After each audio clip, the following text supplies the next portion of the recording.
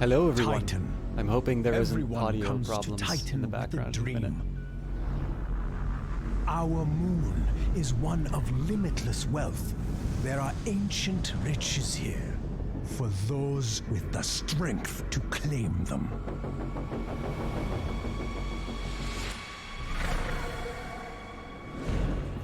But some dreams start smaller. A better life, more dignity, more comfort.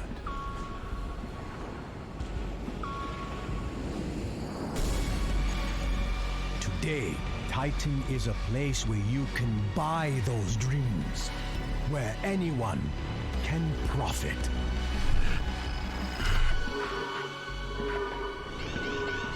But it isn't easy.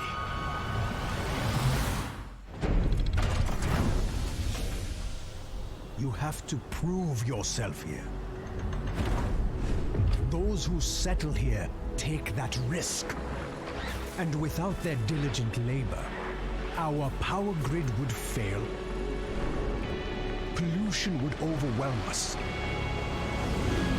And our trade would collapse.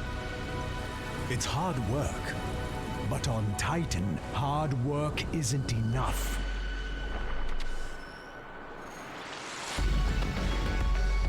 The bold, the strong, those are the people Titan rewards. Those are the ones who see their dreams through. Exceptional people. Friends to the Council. Hey, brace yourself. That is why we're giving Oh you my this goodness. opportunity, Founder. We expect great things from you. Make sure you live up to our expectations. Now I feel bad for having the Ark of the Covenant play over your wonderful opening cinematic. Always good to see you here. Thank you so much for resubbing. Let me just take a quick second here because I think I was dreading the possibility that the stream might be playing in the background. And cool facts. All the best people are coming in here. Okay, we got all my quality settings set up. And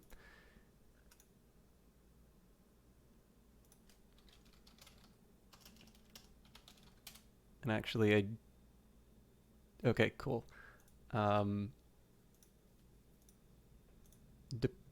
Depending on who's behind the Brace Yourself account today, I very likely sent an email to your boss, and I'd be very embarrassed if I started streaming right at the moment I got a reply. Like, not that I expect like a 10-second turnaround on replies, but given the fact there's a Brace Yourself presence in the chat, hey. Good to see you then, Maddie.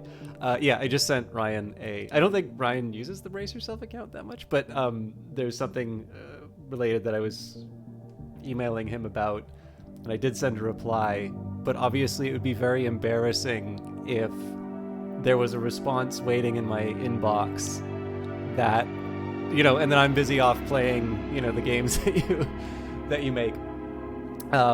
So that's all well and good, and it gives me a chance to say, because I try to be consistent on this, but I've sometimes lapsed due to my enthusiasm. Obviously, we've got Brace Yourself inside of the chat here. Brace Yourself Games very kindly gave me a copy of Industries of Titan to share, basically to stream the game with. I am a huge fan of it, but it is helpful to do the disclosure for these things, and again, ideally sort of a conspicuous disclosure, and one that you maybe remind people of if there's been some big turnarounds in the viewership. So I have a feeling that most of you kind of know that I'm not just doing this because I got a free, I can't say a free key because, like, obviously streaming takes time and effort and all of that, but there was a thing of value, and I happen to think a thing of great value because this game's awesome, sent along, which of course may be coloring my perceptions of the game. I'm certainly a very enthusiastic supporter of it, and I think it is. I would much prefer to just get that out of the way and say that, hey, I was given a key to promote the game. If you got a problem with that, just keep that in mind. and then to be allowed to say for the rest of the time, this is a super good game and I 100% want to see you all play it and enjoy it as much as I do. So with that being said, we've got that. And I will actually just say as a quick word as well, it is really worth... it's actually really worth mentioning that there is a Discord button here, and I'll take a minute here to get that Discord link inside the chat. And the reason I mentioned that is remember there were those a couple of problems that I was running into that I was talking about. It is in fact the person behind the Brace Yourself account today who is answering them pretty much in real time. So I get a chance to sort of give my tip of the hat to Brace Yourself for being really engaged with their community. Obviously they are human beings, so please do not expect the Discord to be the sort of place where you'll get like instant replies from, like the top of the team, within seconds on a weekend or whatever. But it is worth taking the second. I know I've said this before, but Brace Yourself has put a lot of effort into fostering this really wonderful community, and this will be both around their games and as well creating a community for game developers. The Clark Tanks may not be happening on a regular basis anymore, but there is a community inside there for people who are game developers, sort of sharing best practices and talking about sort of the latest news coming out. I would never want to belong to any club. Fragilitis, thank you very much for or possibly Fragulitis, but I'll say Fragile. Thank you very much for the follow. Yeah, it is just worth taking a second here to highlight that. I think one of the things, and I've said this in my Steam review for the game, I think one of the biggest factors for me about Industries of Titan has not just been able to see the game be shaped over time, but a large part of my enjoyment of this game has in fact been interacting with everyone on the team. And obviously that is what happens on Twitter and the Discord, and of course every once in a while you get to see that in the chat as well. And it's worth highlighting, although I do sometimes feel like just a big old nerdy fan who's overreacting to the presence of famous people inside of my chat. So with that in mind, let's continue on with Lark Enterprises. So this is one of the new starts that came into the most recent update. Actually, before I do that, no, I didn't want to view the patch notes. I wanted to bring up the roadmap. We are enjoying the August update, so there's the Inert Ruins, which give us special bonuses. We'll actually see one of those right away. We've got the new map locations, and as we've been talking about, it looks like the next couple of updates are really sort of paving the way towards the October. Well, I guess this is the first up. So it seems that this is the first part of a roadmap, which is sort of leading towards the big reveal of the science lab. The enthusiasm that the team had for this component was pretty apparent on the big stream event or the big Steam event that they did.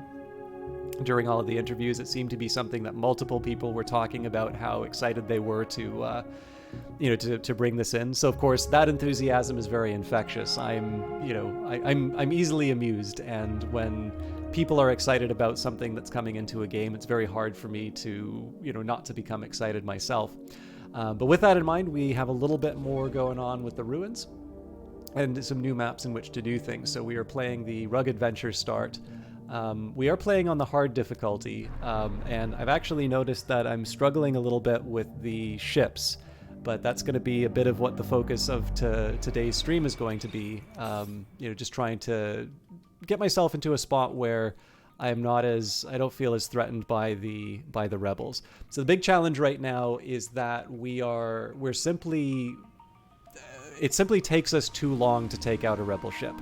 And the threat meter is going up at a fairly decent clip, so I just want to make sure that I have all of my different priorities, balanced for the,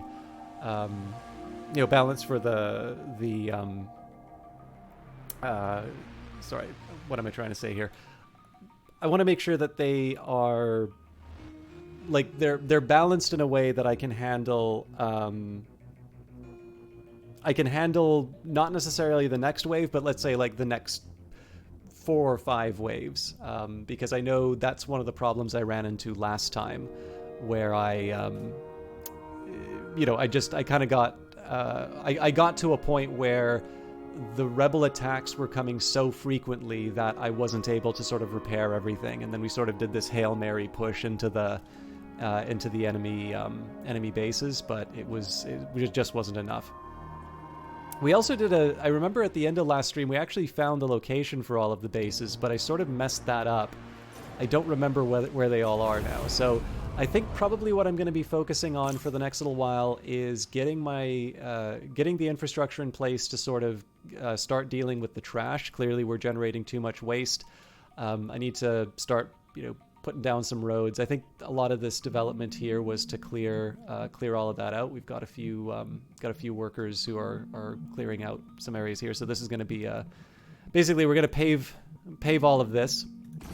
The inert filter, we've got level 1 here, so this is going to be clearing out any pollution that comes in. And this is, this used to be sort of a temporary housing location, but given the fact that we have the inert filter, I actually don't feel quite as bad about putting a roadway here to get rid of some of the waste. I may come to regret that, but for the time being, I'll live with that choice. I'm trying to think if there's anything else that I want to work on. I know there is going to be, like, I want to build a mine for the mineral and a mine for the isotope node as well. That will be coming probably sooner rather than later, if I'm completely honest. But it's very hard for me to say that, like, right now I'm being held back by mineral and isotopes. What I'm really being held back right now is my slightly thinner workforce. And the fact that I don't have that many citizens in place right now to sort of realize the benefits. So I need to think a bit about where I'm going to be putting all of the, all of my pops. I think probably I'm going to have to stick them down here, which means I'm going to need to find a way of cleaning out all the waste generated from the mineral node. But I think in the end that's just going to mean to make some of the purification buildings, or just get a big fan and blow all the pollution away. Okay. It's enough yammering. Let's make some money. So we are currently earning 1070, and I've got space for 6 more workers.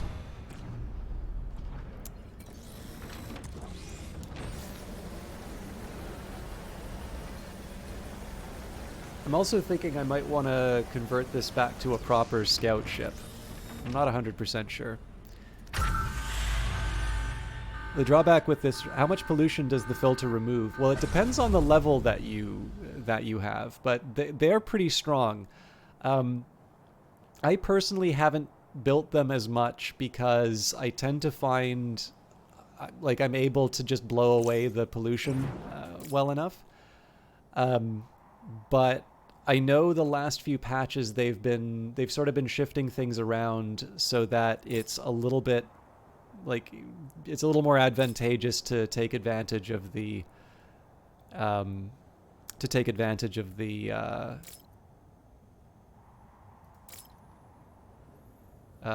air purifier. So overall, I think it's a component of my strategy that I haven't really been properly taking a look at. We'll definitely do that this time around, though. Right now, I want to see if there's any. Here we go.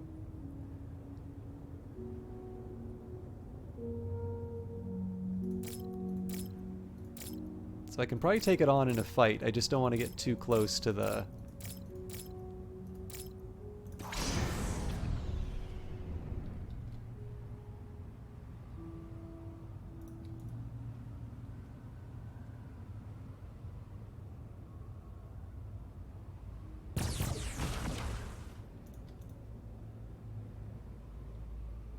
Actually, I guess killing the connection to the power here would be sufficient.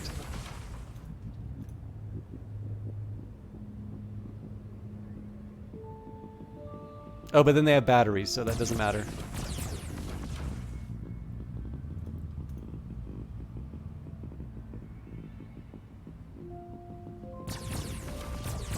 So clearly, I'm not thinking very sensibly about this. Can take advantage of both guns. There we go.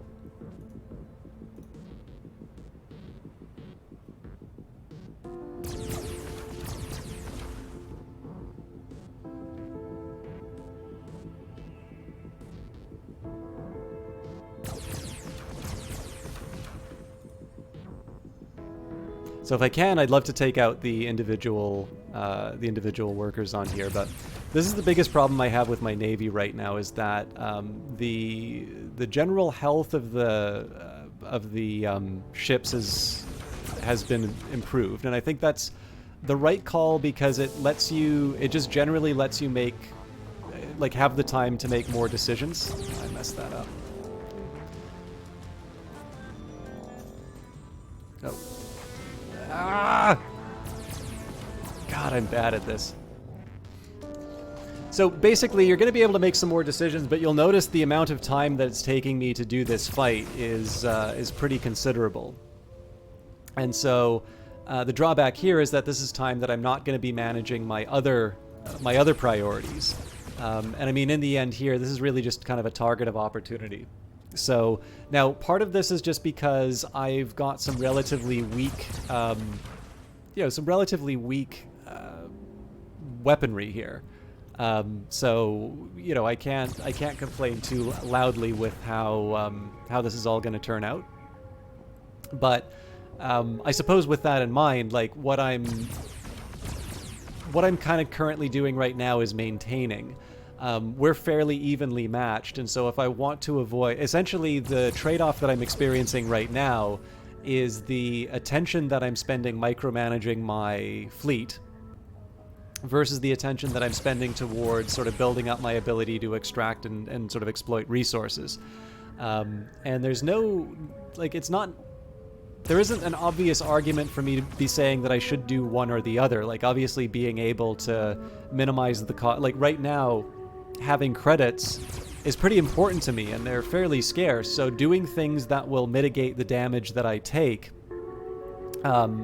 generally is a good thing. But it comes with a cost, and I think it's sometimes helpful to be explicit in terms of what those costs are. So again, it's not necessarily I'm definitely not saying something along the lines of, okay, I wish this was different. I think as a whole, the combat changes that came in were ones that I think were fairly well articulated. I think there's pretty clear reasoning in terms of why things changed the way that they did, and what purpose those changes were intended to serve.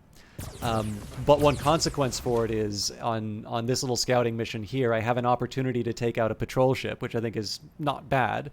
But at this point, it's kind of coming at the cost of drawing a lot of attention towards the dismantling of this ship. And one thing I might be doing in future, I'll see whether or not I can quite justify it.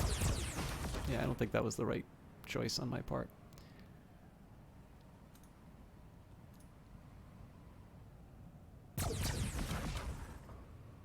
So I've created kind of this problem now where everybody's running around putting out fires, and I'm not able to take out their own power.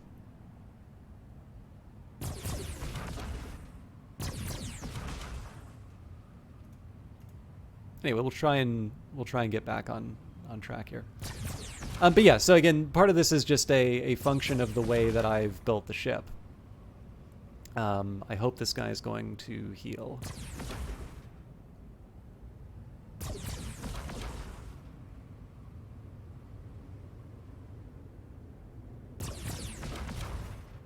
But I also think this is a fairly good example of why my effort to put sort of a skeleton crew together is a much more costly decision than it might first appear.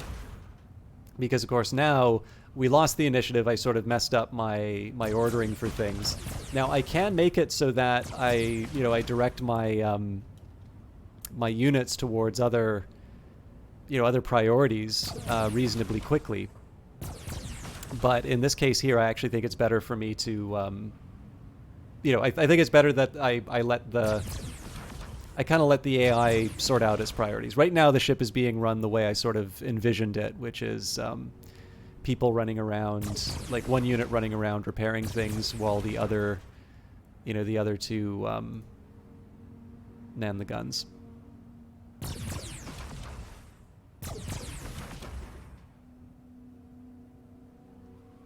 But yeah, you can sort of see the feeling, right? Like, especially now that we're trying to get back on track as far as the overall damage that we're doing. Like, it definitely feels like we've been in this fight for a while, and in the end, we're really just sort of rotating between a couple of weak spots. So my next ship idea, I think probably I'm gonna amp up the damage dealing capacity, and I'll probably put medium guns on it, and then I'll see if there's something a little more effective I can do to try and I don't know, just try and make it so that I don't need to invest as much in keeping my my troops or so I'm basically I'm trying to make sure that I build something where I don't uh-oh. So I don't know what interesting. So when I press 1 now, so that escape was me. I'm not quite sure what caused that big gray choose weapon target. Anyways, but yeah, so basically, my next ship design I think is going to be built around trying to come up with something that's a little bit more self-reliant than cycling through these weak spots.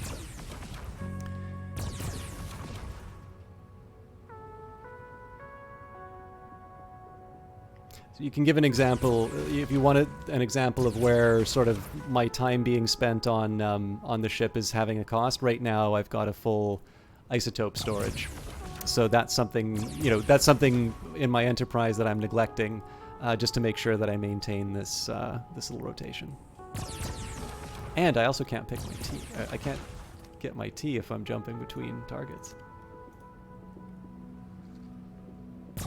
There we go. I guess I could use my mouse. The keyboard is a more advanced weapon from a more civilized age. I can't remember the line. We'll be done in a little bit though. It's down to 33, so we're at the tail end. So this might be one of those points where I'm like, okay, well, it's close enough to it's close enough to its bottom health that maybe I should just let the squad handle it. The drawback here is that if the enemy sailors sort of feel like they're in a safe enough position to sort of get back on the guns, what's potentially going to happen is I'm going to experience damage which will cause my own people to move from their positions, and then that will mean I'm not damaging them, and as a result we're back into that spot where we're not doing any damage to them. I'm seeing some more chip damage happen to the hunting Cobra, and ultimately I wind up losing credits where I shouldn't be. Okay. I sort of messed that up. So I might get an example of what happens when they... Nope, we're fine. Okay, so I'm actually just going to leave that in position. Let's see if there's anything I can do with my current place here. So one really obvious step would be to do some upgrades. So if I'm running into a situation where I've got too many tier 3 modules, that might be an example. Hey, Talwin! This might be, this would be a good example of a place where I might want to consider upgrading certain buildings. The other thing is I have quite a bit as far as influence is concerned, so trying to think about locations that I can claim. So for instance here, mineral patches are hard. It's hard to think of a situation where I wouldn't want more of those. I also think I need to find a better place for my shipyard. This isn't ideal. I think I was actually potentially going to put a... Well, is it really so bad, though? I don't get to build, like, the big circle around the base, admittedly, but maybe I don't need a big circle around my base. Okay, I think I'm actually going to live with that. So now the big question is, do I have what I need? So storage facility would be good, so would a transport hub, and the transport hub is the higher priority, so I'll buy one of those. What else can I... So now that I can... So basically, because I can direct my attention towards my enterprise, let's think about the different things that I can do to try and make it better for myself, basically. So a better smokestack would be a decent starting investment, I suppose. And again, we're sort of at the limit, so I don't mind sort of wasting some of those. I guess I can put down the infrastructure for a for an isotope mine too.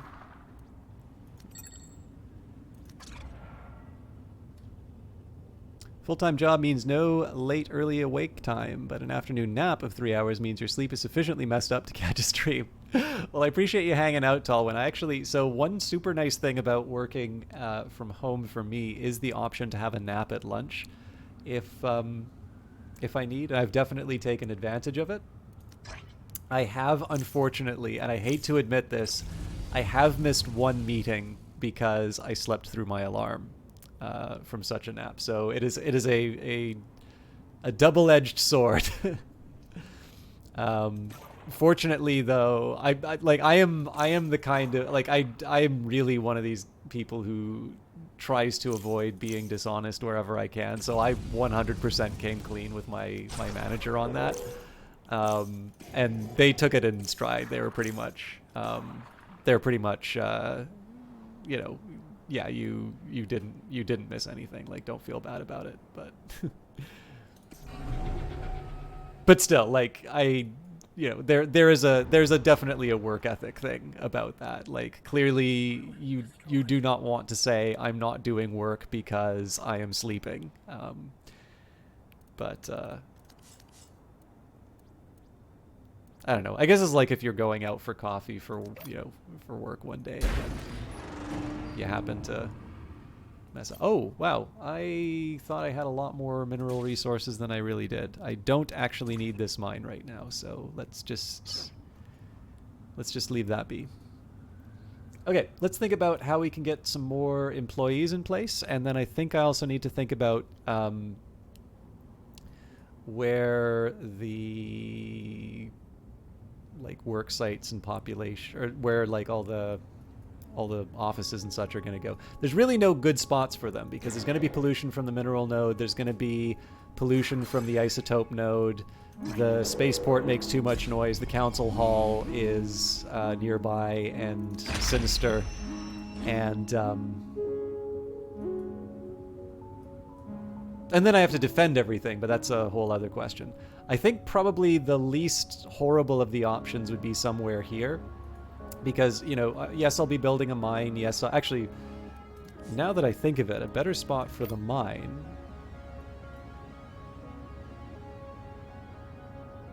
Let's see if I can get a good read on how far... Okay, so you got to be basically within 2 tiles of your target.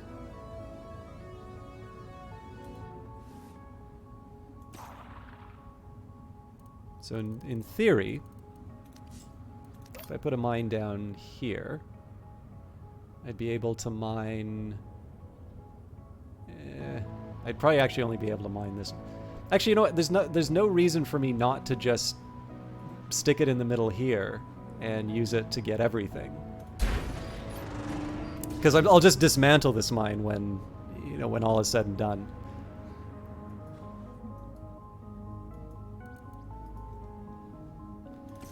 And then I can also take the processing hut. So clearly I'm not going to be improving anything inside here. Like I'm sort of stuck. I'm stuck with what I've got. I'm not going to accept any more isotope modules. I'm going to go focus on minerals for the next little bit. Okay, I guess I was talking about how I wanted to improve my navy, and then I eliminated my ability to improve that navy. We're also on leisure time, so against my better judgment, I think I'm going to upgrade this energy pylon. I think this is just anticipating some future things I'm going to want to do.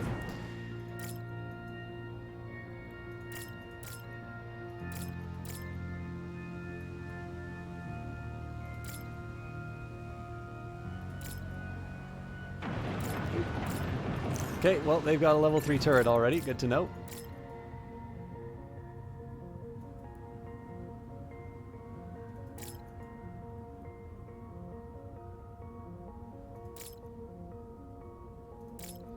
So one big challenge if I wanted to try and sort of buy the land out from under the rebels would be the fact that I've kind of got this big body of water to cross. So this is one that I will probably try and build a navy to deal with the bad guys with. That also raises the need to improve the amount of cash that I have on hand. But we'll have that in a little bit. Right now I'm actually sorry, there was one thing I wanted to check. Yes. Sorry, for some reason I thought that I'd lowered my graphics settings. Okay, so we don't want to get too close to them here. Oh, well, too late. Okay, so we've got one pretty much on my doorstep. This is one that we might be able to expand out to claim with influence. And I guess the one bit of good news is that we got very lucky with our start here. So we've got 2 isotope mines and a mineral deposit. Sorry, isotope node and mineral node. So really, we want for nothing as far as resources are concerned. And I mean, I've actually also got some natural expansion territory.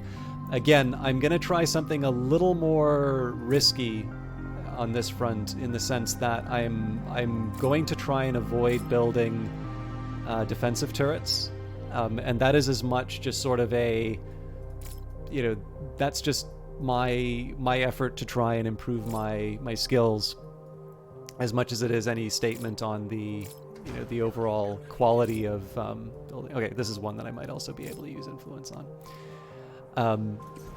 Yeah, so that's not a statement in terms of how useful turrets are, although definitely the latest patches have certainly made turrets, not just for the rebels, but also for the corporation, a little bit less, a little bit less terrifying. But I mean, like, you need to take him seriously still. Anyways. Rebel threats coming up, so ideally we'll be in a position to build another ship before long. I can't remember if I've got a conversion center built. So I think I should probably just bite the bullet. We're still in leisure time, so let's do that upgrade. And the processing hut, I think I had put... Oh, no, I do have a conversion capsule, so let's just convert away. Because I do have a problem right now of workers not picking up stuff out of the output module. Let's just see what their priorities are. So yeah, they're inputting. Yeah, they're doing what I want. It's just not quite in the, not quite with the speed or the order that I, or well, yeah, no, they're doing what I want. It's the easiest way for me to put it. Let's double this up. So I suppose the next question will be, where do I want to put my transport hub? So we're going to want to have a road that goes somewhere along here. We're going to want to have a road that covers the smokestack. We're also going to want to make sure that that road covers this territory here. Now, normally I try and build roads sort of further away from... Actually, I guess this is the most natural place for it. So, I guess it does mean that it'll be a bit of a long journey for the isotope node, but I think I can live with that. So let's claim these rocks. I think these are going to get demolished into smaller rocks.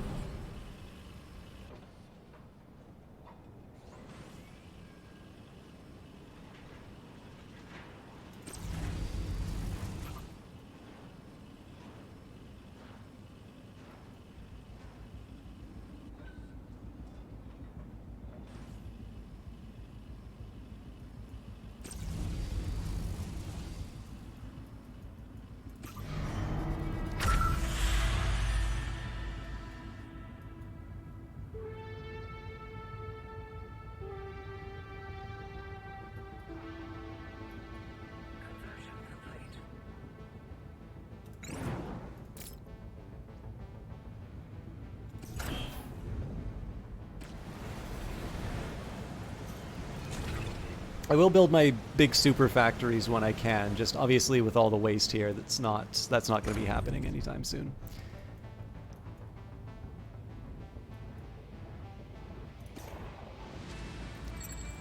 I'll at least start laying the groundwork, though.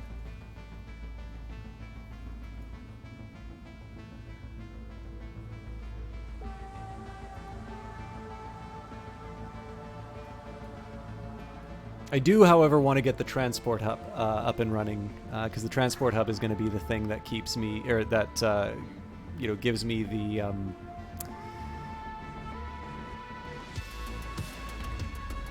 it's going to be the thing that gives me the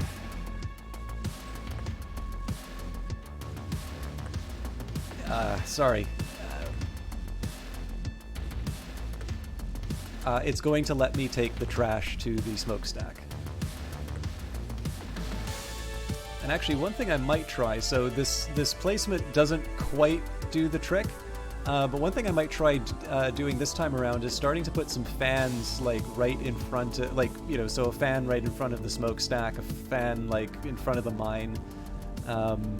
It's not going to fix the pollution that comes from the transport hub, you know, going to the processing hut to, you know, to pick up the garbage, but hopefully that's something that the, you know, the inert filter will be able to help out with.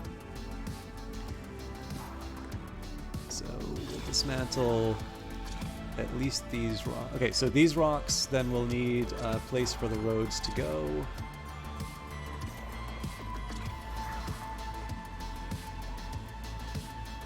And then we're also going to need power.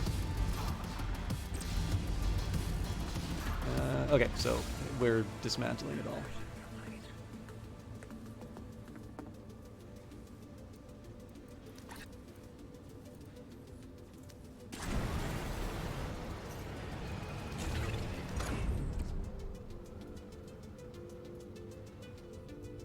I also want to be a little mindful of my artifacts, because we are sort of at the end of our current batch of ruins.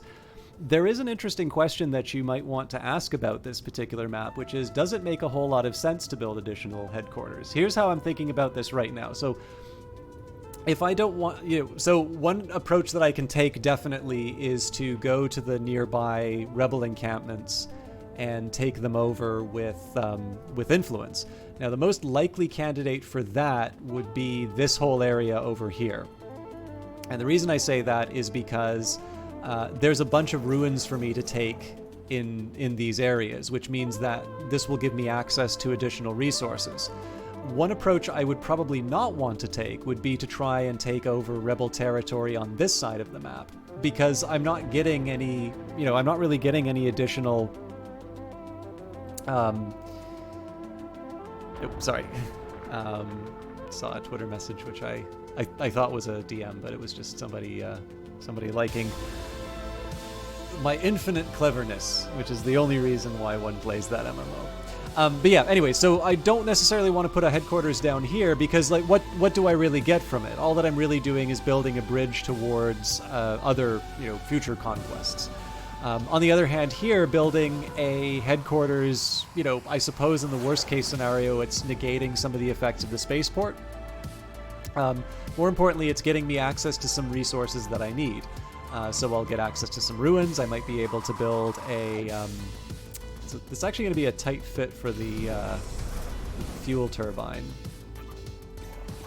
I suppose this would be the best spot for it. But yeah, we'll get access to another fuel turbine if I want. And then if I choose to expand out, you know, we can follow through and try and take out a rebel camp that way. Now, I suppose the question would be, is this the time that I want to take advantage of that, or is there a higher priority than I have at the moment? Well, right now, the higher priority is to get more workers. Probably wouldn't hurt to try and bring a ship of new bodies in as well.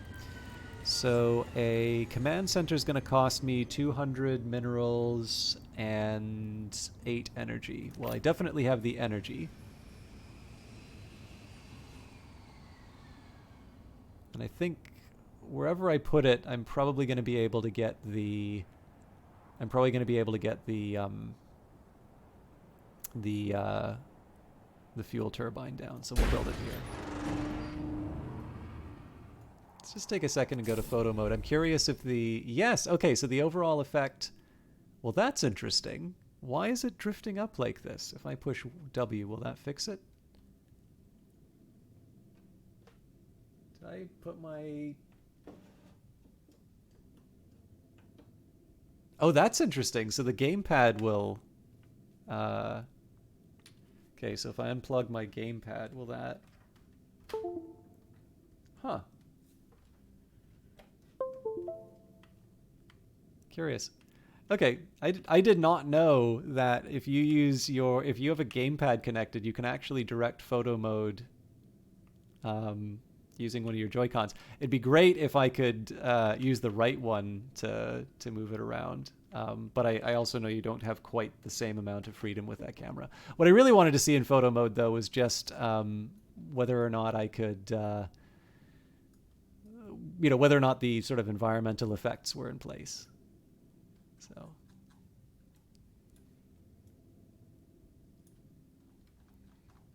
It's all right. You know I'm a sucker for a good photo mode. Look at that. I think... Yeah.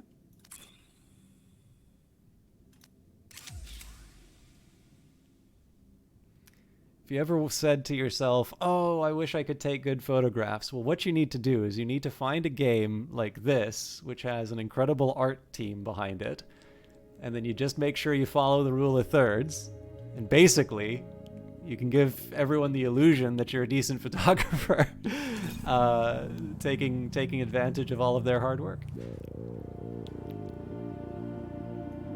All right. Let's think about the transport hub.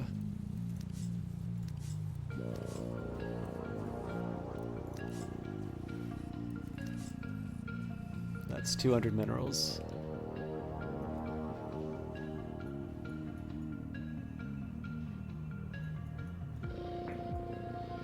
I'm still going to build the command center just because my workers are going to be capped by my ability to find artifacts. Plus, who knows? We might find another cool inert ruins. Oh, actually, I don't normally do this, but I wanted to give special credit. Nuts! I closed my browser, but.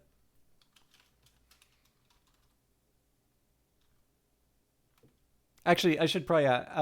Maddie, do you mind me sharing your Twitter? Because I wanted to give a special thank you for answering my art questions. But then it occurred to me that maybe your personal Twitter is for your... Maybe your personal Twitter is for your personal stuff, and I don't want to out you as... I'm sure it's nice on your weekend not to hear, when is Phantom Brigade coming to Steam? So. Albion Online is a sandbox MMO. Well, pay me if you want the rest of the advertisement, Albion Online. Well, I guess I just said what the game was. All right, so in addition to being an exceptionally good community manager, and I'm trying to remember where I got this impression from. For some reason I thought you did some kind of writing for something, but then I think maybe that was just a community release or something. But I actually wanted to take a second and shout this out, not just because of like a personal account or whatever. I mean, Madeline is a community manager, right? So of course there's going to be somebody who knows how to get attention online, which sounds incredibly dismissive, but it's just one of these things where, obviously I am not going to be the sort of person who is going to sort of cause this huge influx of follows. But I did want to take a minute and say, I actually really like it when they post some artwork that they do. Because one thing that happened with me when I was little, I really liked to draw. But one thing that I really liked to draw was like science fiction stuff. And this was before I hit that point in my life where it's not that I don't necessarily care what other people say, but I have learned to maybe be a little bit more confident in my own interests. So it was at that point where, you know, if somebody says to me, well, that's not real drawing, you know, I got discouraged and I stopped doing it.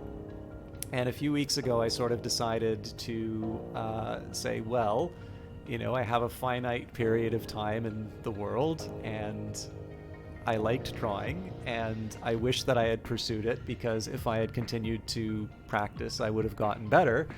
And, you know, is my life really going to be all that more enriched if I just say, well, that ship has sailed and I'm never going to learn art again? So every once in a while, Madeline will post, you know, some drawings, and I think they're really, really good. This is, of course, not the only reason to follow that Twitter account. You know, generally, if you follow interesting Twitter accounts, you just find out some neat things. But I asked the worst question you can ask to someone who, you know, does a creative thing that you like, which is, how do you learn how to do X? And the reason I say this is the worst question is because there's a helpful way of being able to answer that and a helpful way of phrasing that question. And it's not the usual way that people ask it. So if you think that the people who draw these wonderful, you know, images, whether it's, you know, they're really good at portraiture, or they draw, you know, they paint fantasy images that really, you know, blow your mind, the one answer for everything is always going to be practice. And don't just practice as in like do it by rote, like think about what you're doing, be willing to make mistakes, don't beat yourself up when you make those mistakes, but just focus, you know, have that effort at focused improvement and be willing to put in the time and be willing to put in the work. And that's like everything. That's from like econometrics to like how do you get into the camera department in film to whatever, right?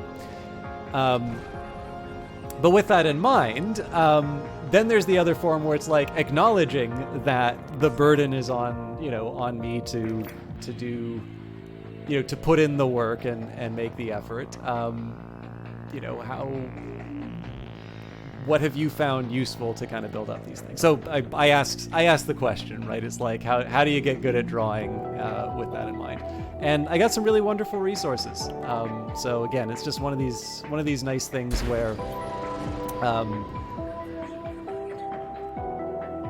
maybe the better way, again, I don't think talking about negative stuff to raise a positive, but there's a decent example I can take from this. In my workplace, there are a few people who have a reputation for being good at doing a certain computer thing.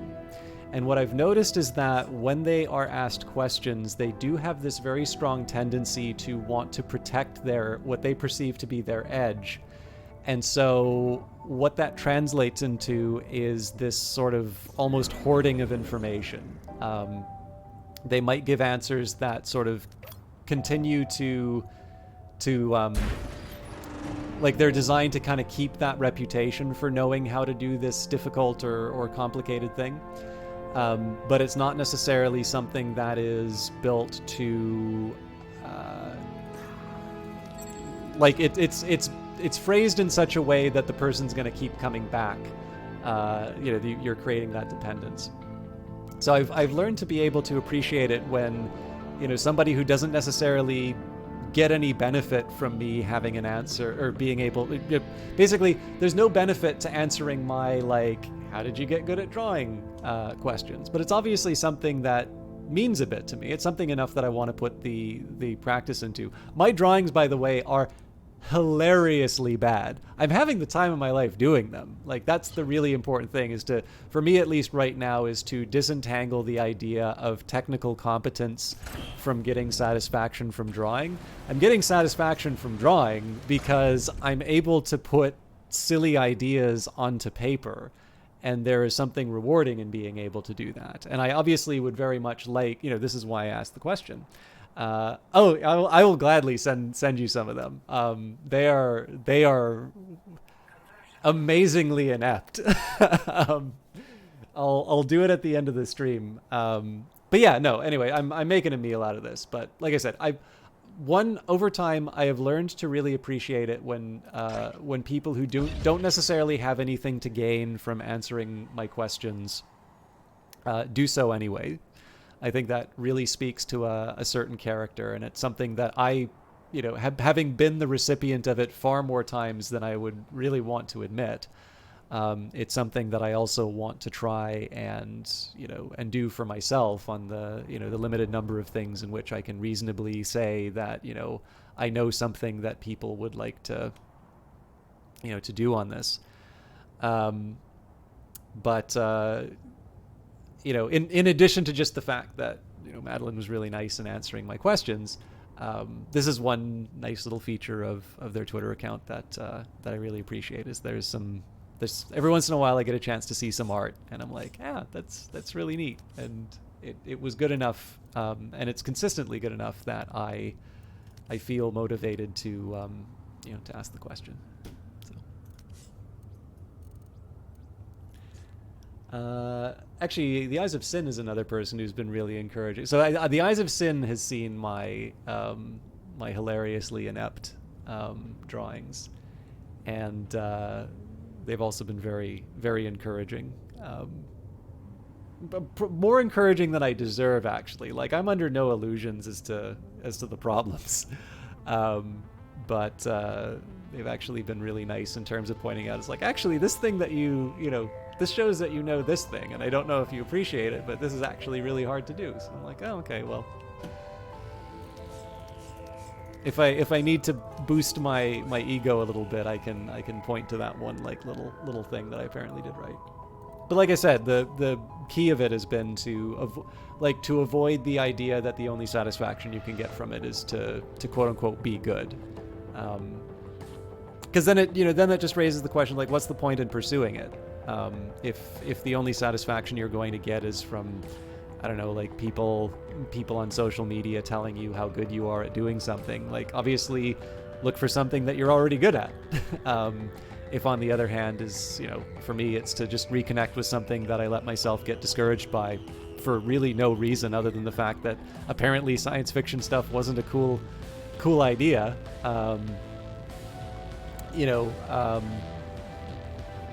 That doesn't have anything to do with competence. That just is a chance to flex a muscle that I haven't in a long time.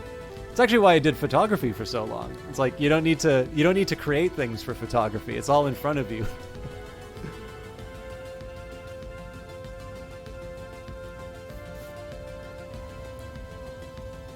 All right. I haven't been ignoring the game, but I've been avoiding my problems in the game. So it's taking me a long time to process minerals. I've hit my cap for employees, so now the question is, have I organized things in a way that's most effective? I can sort of dig myself out of this hole by building a good transportation infrastructure. But I think maybe one thing I had been relying on, which might not have been a good assumption, was the idea that all of this stuff would be cleared out in time for me to start moving the garbage. So my first set of roads are actually going to be really weird because I'm going to be trying to steer around the mineral patches. I think there's an advantage to me. Is the storage full? Nuts. I didn't even think of that as a possibility. Okay, well, it's pretty clear that I need a storage facility. I guess that's another thing for me I have to spend minerals on, though. And I definitely can afford an energy pylon, although I am going to start doing the tier 2s because I'm getting a little wasteful. And there's no... So the one thing I don't want to do is block off the passage to roads here, because I might actually just kind of take down the rebel base and replace it with condos. So this is probably... It's a lot of overlap, but this is probably the better spot for the pylon. I screwed up. Oh, no I didn't. because there's no minerals for those.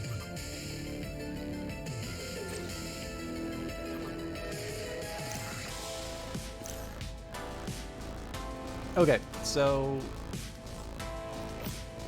I guess for starters, let's connect the smokestack to the transport hub, at least as close as I can.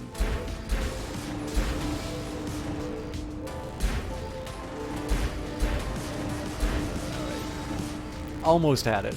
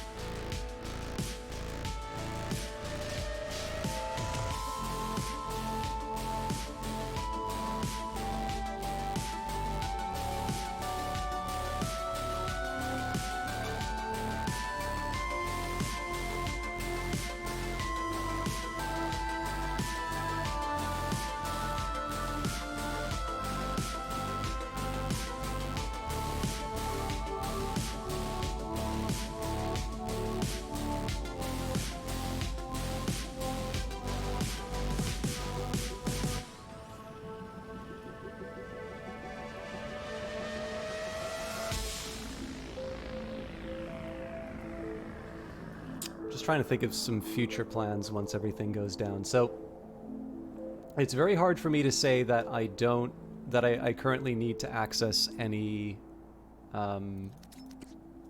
minerals.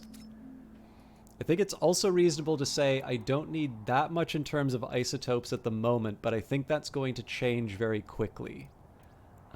Because while it's 10 level 3s, and if I want to start upgrading the command center and such, that's going to have a pretty significant cost really early.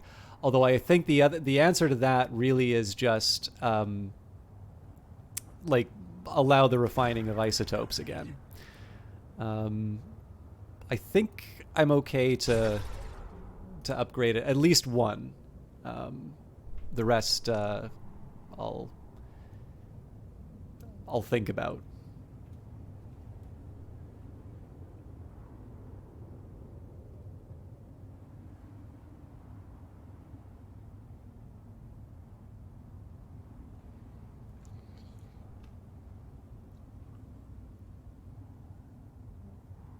Sorry, I just had an idea.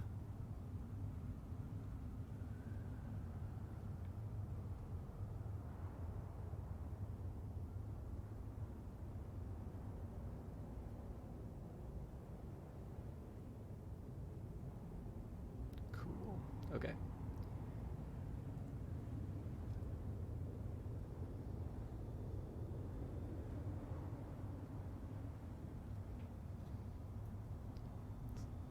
Got a really roundabout way that I'm just trying to figure out how I can send these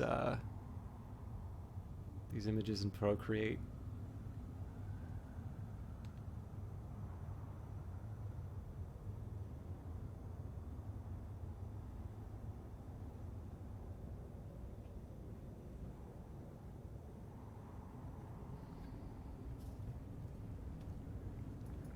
It gives me something to do while the workers are busy with all of this. So one of the problems I'm running into, just as far as kind of the construction and just what's causing all of these delays are concerned, it's the fact that I don't have good storage for everything. So I think I might actually, so if there's going to be transport hubs here, I think I'll actually just build a centralized storage. For now, I'll build some more specialized storage. But again, because I really just don't have that much as far as, I don't have that, basically, I don't have a whole lot in terms of a need for minerals. It's isotopes that I'll be needing first of all. I just don't quite see the value in spending a whole lot of minerals to build up these mining operations. The biggest argument would actually be to get the mineral processing operations up and running. But I don't want to, again, a lot of this stuff is going to require workers. And I want to make sure that I've got an economy in place to be able to handle all of that. Right now, I'm only generating 708 a month, or a day, so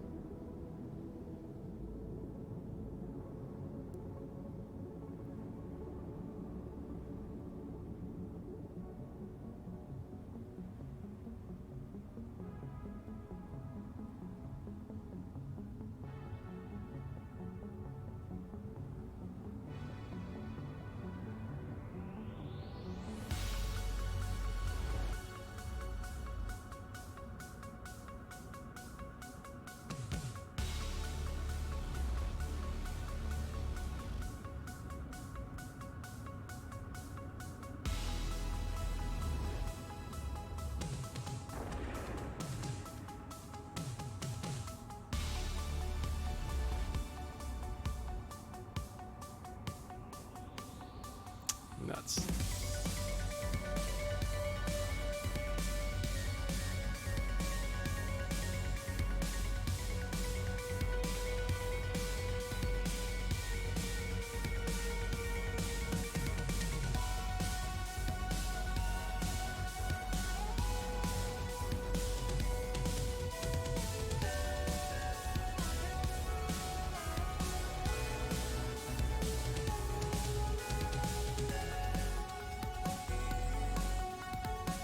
Sorry for the silence. I will be I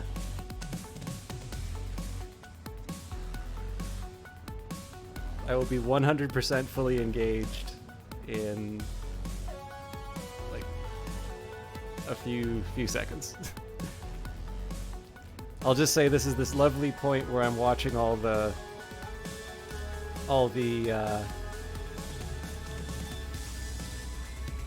what I'm trying to say. I'm watching the fruits of other people's labors.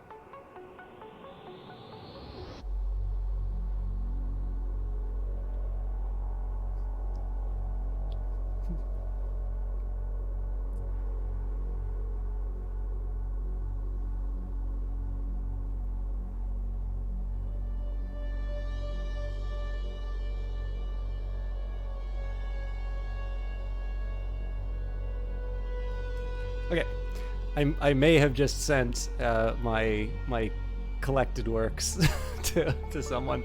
Thank you for putting up with me doing off-cast stuff. So yeah, basically what I'm working on right now is I've got a bit of a logjam just in terms of the fact that there's a bunch of stuff blocking my workers from being able to like get stuff built. And one of the ways I'm going to mitigate this right now is building the storage facility. Now, the thing is I didn't really I didn't do myself any favors, in the sense that like I'm worrying about all of this now. So it's like one of these problems where in order to realize all of the benefits, like this will work best if I have a road infrastructure to be able to like move all of this stuff around quickly.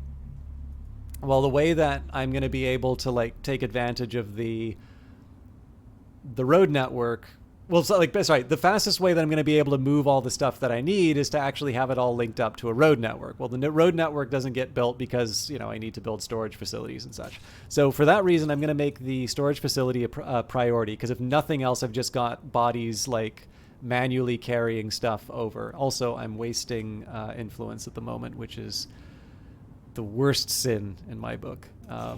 So let's get everybody. Well, we can start by just claiming a ruin straight up.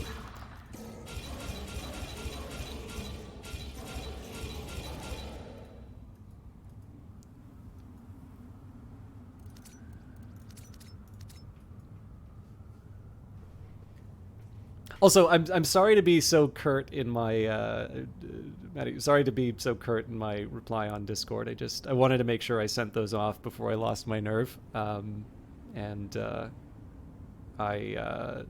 happy to allow you. You said very nice things, but I didn't want to divide my attention too much. So.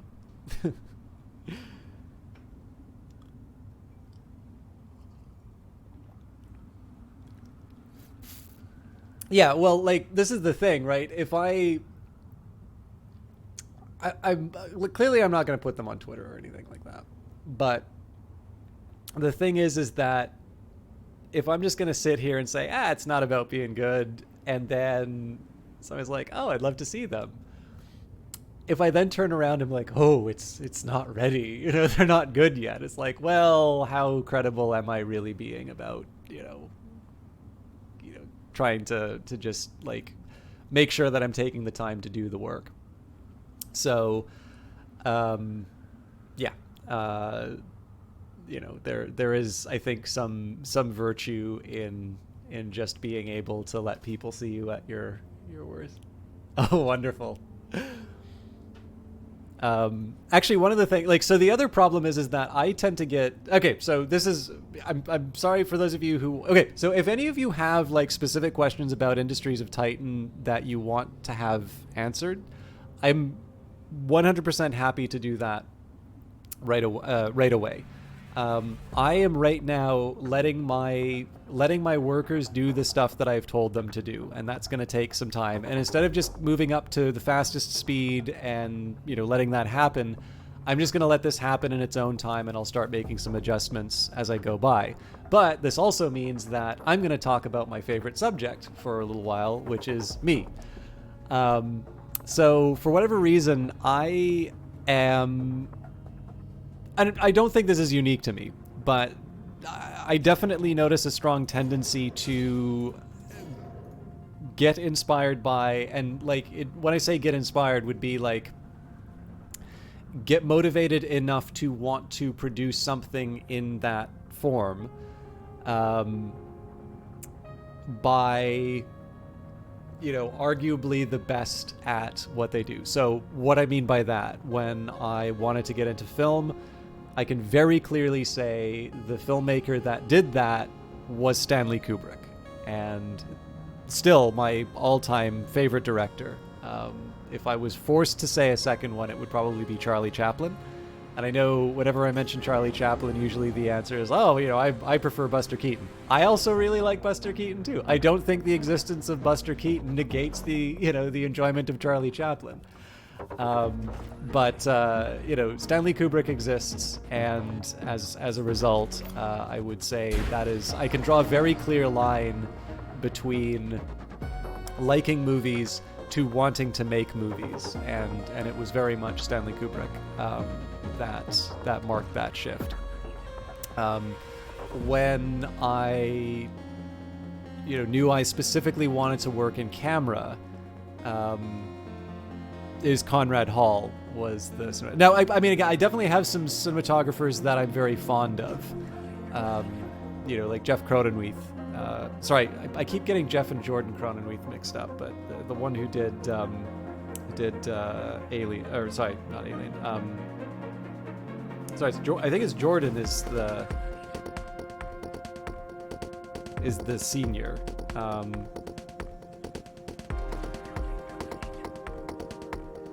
Yes, it's Jordan who did Blade Runner. There's lots of very good cinematographers, but Conrad Hall, in my opinion, is probably one of the greatest who's ever lived. The funny thing is if you were to look at the list of movies that Conrad Hall did, they're not necessarily going to be the ones that you would like list as some of the best movies ever made. But I would submit that a lot of them are among some of the best photographed movies. If that distinction means anything to you. And I remember like talking to someone, just generally being a bit frustrated in terms of some scenes that I had lit, and like just largely I don't think, I just don't really think that I lived up to sort of my expectations for myself on that. And I used a couple of Conrad Hall examples, and like the guy said to me, it's like, yeah, well, Conrad Hall is like one of the greatest cinematographers who ever lived. So if that's your standard, I'm sorry, you've not met that. But I don't know anyone else who has either, unless their name is Conrad Hall. So, there you go. He died some time ago. So I think the last movie he made was Road to Perdition with Tom Hanks. But still, like if you ever really want to understand cinematography, hey, yeah, no problem, brace yourself. It's always great to have you in the chat. And again, for those of you that haven't There's Maddie's personal Twitter, where you can see some good art. There's the Discord, where you can bug them at work about work things. And I guess I should, while I'm sending out links, I should actually probably give the Industries of Titan Twitter.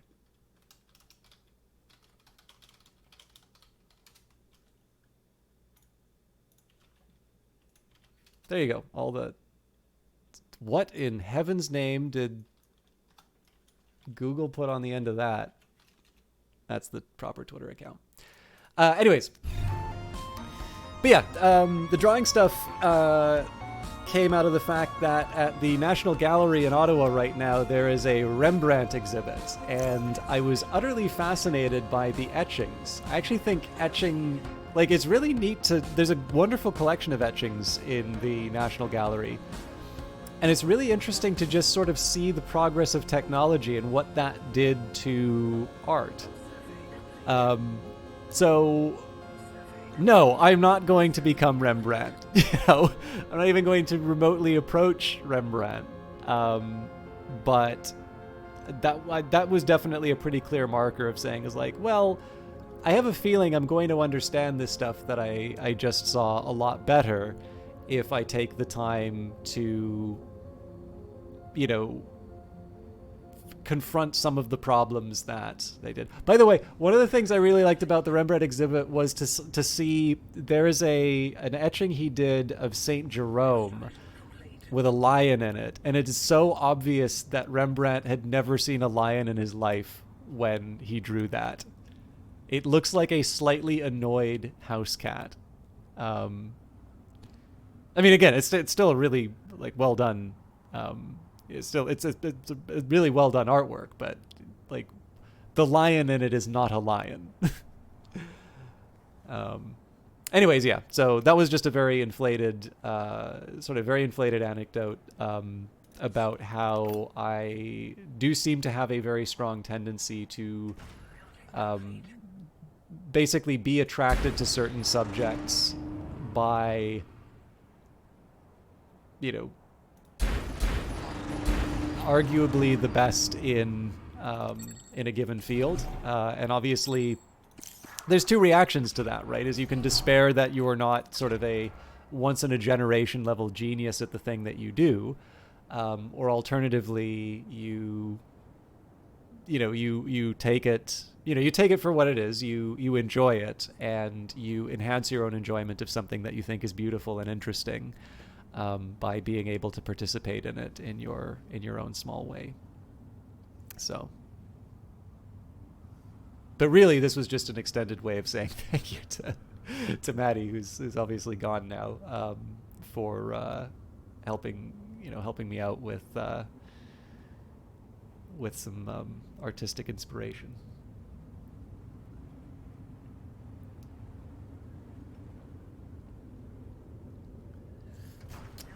Sorry, I know I go in these like long Alan Bennett style monologues that don't really go anywhere. I hope they're not too off-putting. So what are we going to be trying to do, like, now that we've got our road network up? Obviously, I'm extending it out to the processing hut. The processing hut is the kind of the clearest example of a place that needs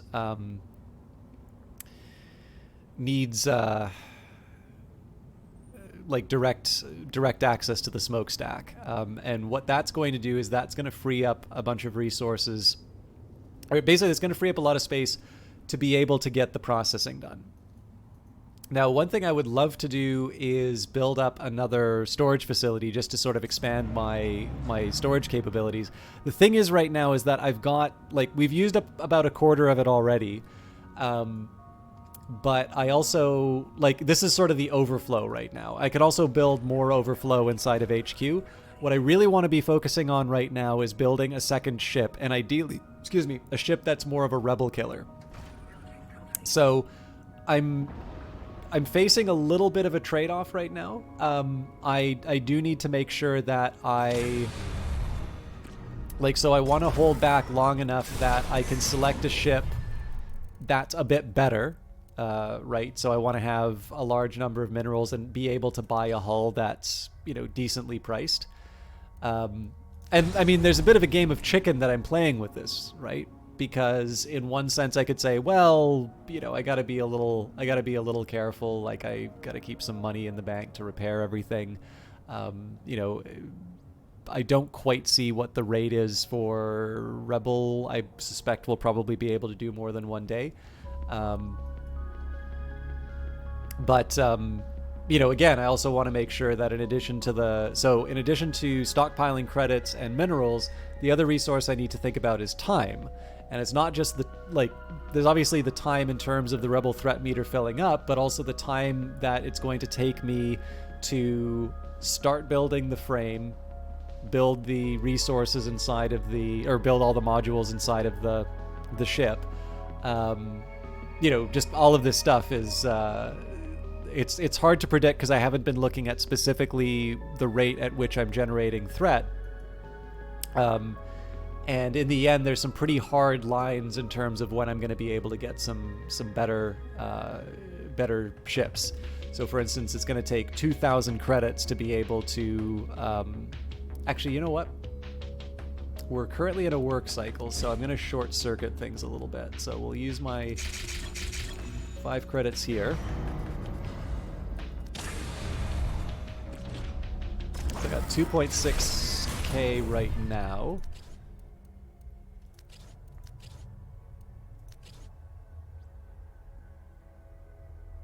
So I have a couple more hours left in the workday, but I think we'll settle for the Buteo. One of the loudest ships in current use, pilots of the Buzzard often develop tinnitus, so it looks like they... Okay, so we bought the hull. Obviously, we're not at a point where we can build it, but we now know we've got a target of 350 construction units. So in this case, I'm actually willing to speed things up. I'm not gonna worry about the work shed right now. There's nothing that I really need from it, as far as you know, like transport or anything. I do eventually want to move this mine, but I don't think this is the right time for me to worry about that. Actually, the one thing I will do though, I'll clear the target and I'm going to set it for this patch. We will set the smokestack to trucks only.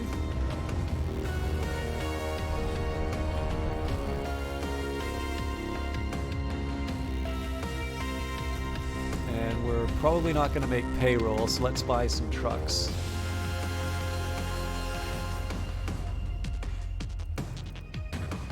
Yeah, for 1,000, in this case, we were able to convert. So we're going to take the hit for we're not going to be able to build any more employees for the next little bit. But because I was going to get that hit anyway, I was at least able to convert part of the, part of the money that would have gone to employees into a truck. So we're able to improve the enterprise instead of it going to our workers. So we just need 2 more tier 3 minerals and we'll be good. I am really willing to speed up for this just because we're in a slightly better spot.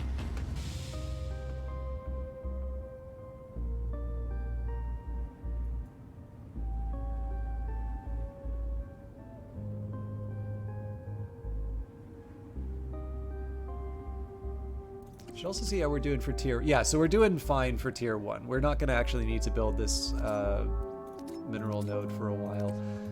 There's definitely a much stronger argument for the isotope mine, though.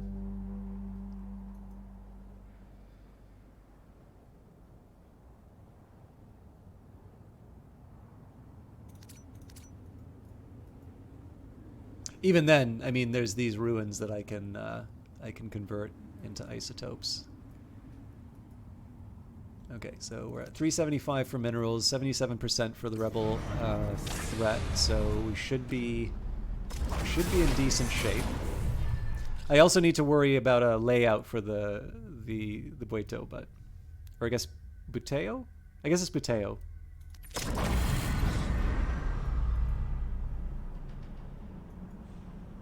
So I think we get 3 guns on this one.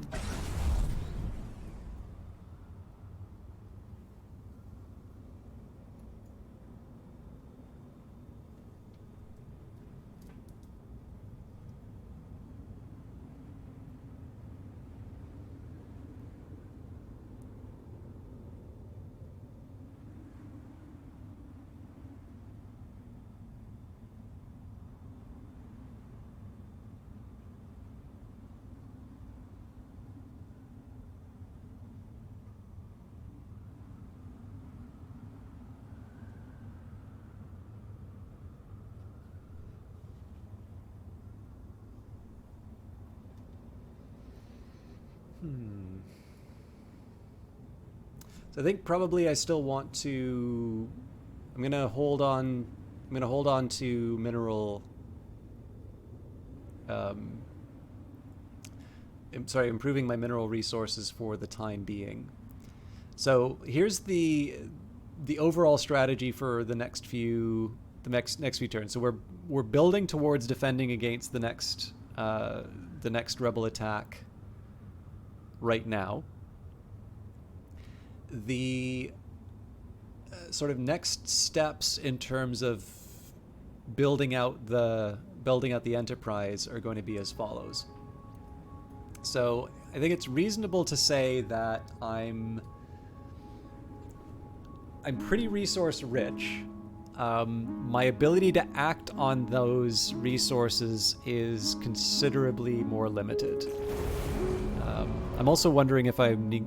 Well, we're not at max storage capacity here, so I don't think a bigger smokestack is the answer at the moment. I think filling this smokestack is probably more important.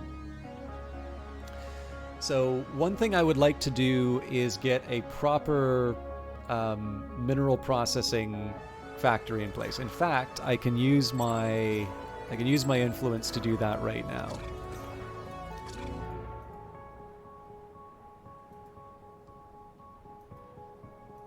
So in the sort of the grand design, we'll have a mine extracting in the mineral node. We'll have a factory which is dedicated towards refining the mineral goods.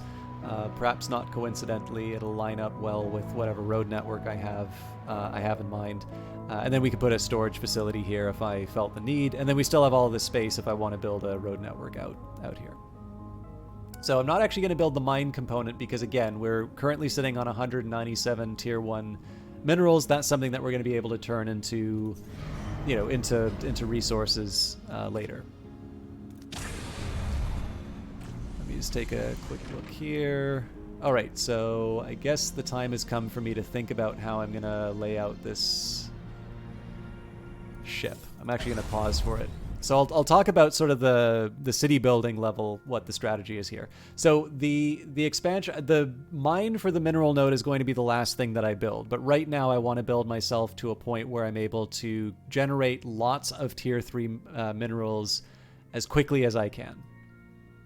I'll also do the same for isotopes, but again, it may be a situation where I really didn't do myself any favors by building this energy pylon where I did. I might want to consider just moving it around for something different, but I don't know. I'll have to think about it. Also, I might have created some problems in terms of just like access. This will be great for another fuel turbine, but I'm not 100% sure how I'm gonna make this all work. So, needless to say, I consider a lot of this stuff temporary, and I will be dismantling a lot of these things as time goes by. But yeah, I am going to need access to isotopes. I can put off that Hour of Doom a little bit by the fact that I've got access to some more ruins. And very clearly I can upgrade my... Actually, I can upgrade this right now. The only thing is that we're not super healthy as far as energy is concerned. So I might want to build a couple of redundancies in the network before I go too crazy. I suppose I can actually start by blowing up these rocks and starting to build the turbine in the first place.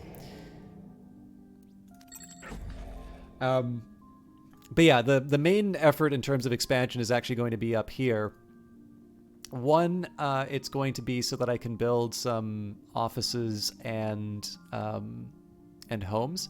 It is close to the spaceport, so I kind of need to consider what the costs there are going to be. But I think it's a little bit safer than the isotope. Like, there's the mine that's going to be generated here. There's obviously going to be some roads that that might inconvenience the overall livability of the residential area. I just think in general, though, if you look at the fact that we've got a mine, and a mine, being able to put something here isn't the worst. So maybe just set up a fan to blow all the smoke or the pollution away. But I really do want to get on. I want to get on it as far as the residential and commercial areas are concerned, because that is going to be something that's holding me back as far as my my ability to get stuff done is concerned. And that's actually one reason why I improved the work hut.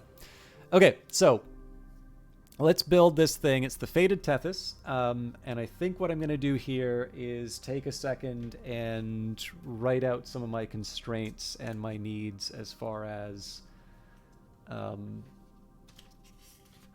fuel and energy are concerned.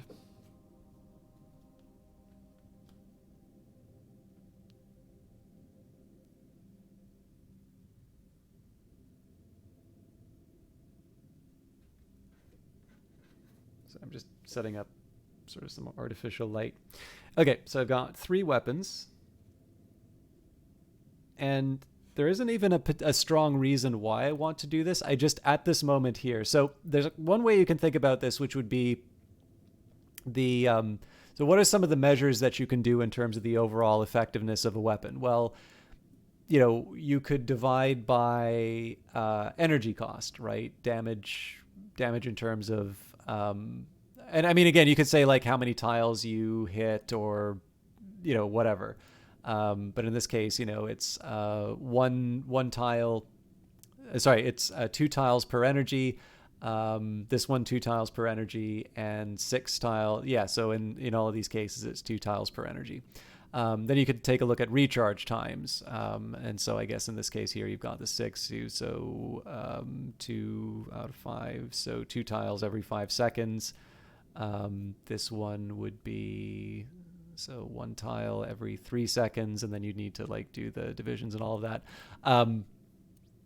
In this case here, I think instead of actually sitting down and like really working this all out for myself, the main motivator I'm taking for a medium laser in this situation is just the simple recognition that I had 2 small lasers doing damage to an enemy ship, and it seemed to be taking a very long time to take that ship out.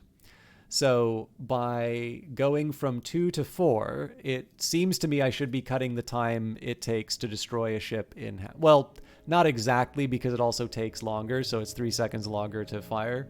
But I'm also adding a third gun to it as well. So there's a few different ways that you can cut that. In any case, this is basically just me saying, okay, I want the weapon that's the next step up, because I think it's going to be a little more effective at not just hitting critical infrastructure, which is important. I think it's also going to have a little bit more punch, and it's just going to knock that thing out of the sky faster, which is important to me.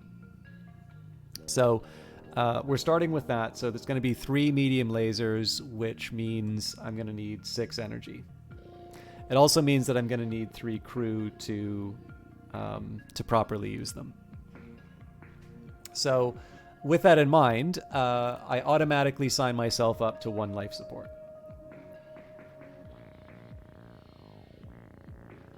And of course, life support's going to have its own energy cost, so it's at minimum 1. Clearly, we're not just going to have enough people for the lasers. Well, actually, with that in mind, because we're not only going to have enough people for all of the lasers, I'll say 2 life support, so that's 2 energy, which means that at this point now, we have a minimum cost of 8 energy. So that means we either cram a large generator or a medium and a small.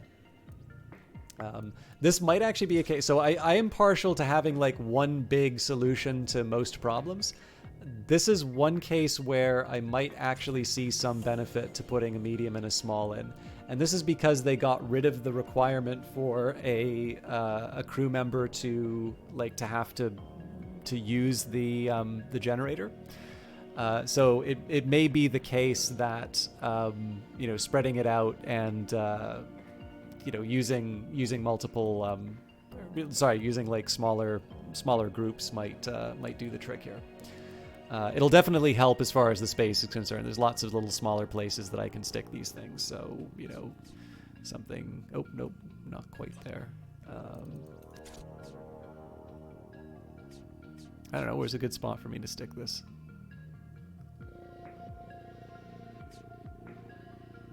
That doesn't work because it's ugly. That doesn't work because it blocks. This one, oddly enough, I don't hate this because there's a little passage I can get into all these spots for, but it still looks a little cramped. Either way, so the large generator is going to take 3 fuel, as will a medium-small combo.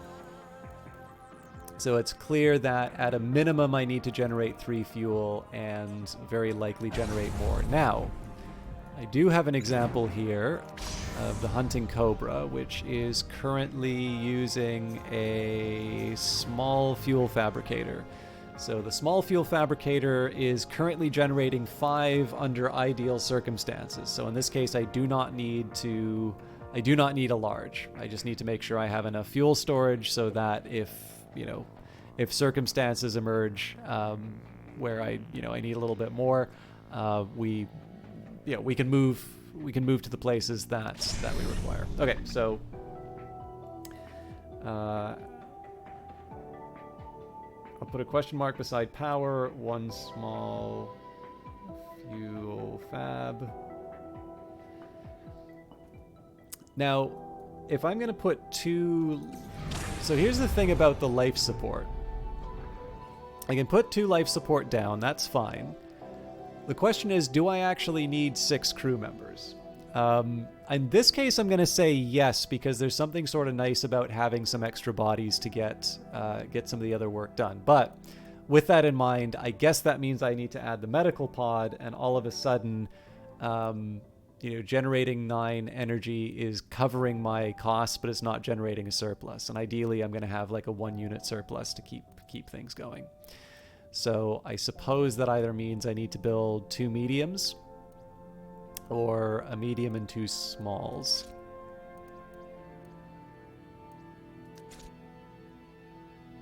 Or I guess I build 4 smalls? Would that insane strategy work?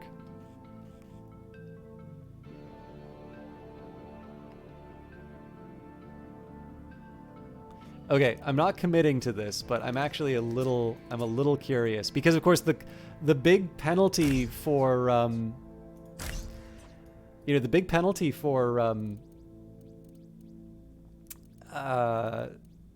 having like lots of generators is gone now, right? You don't need people to be occupying these.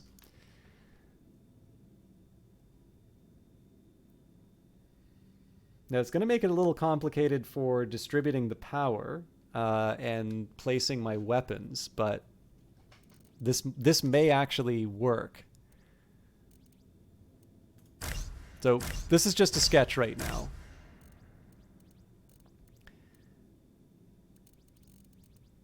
I think at this point I should probably commit to where I'm going to be putting the weapons.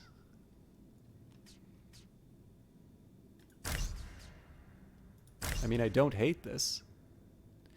This I'm less excited by because it blocks off large parts of the ship, so stick a large laser. I mean, obviously this is a lot of important infrastructure that's being placed close to each other, but I mean, like, it's got to go somewhere, right?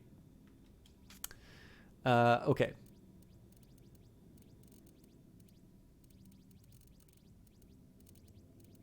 Again, this is all sketches, so I'm not committing hard to any of these. I do want to make sure that I'm not entombing my my batteries. Oh man, this might work really well.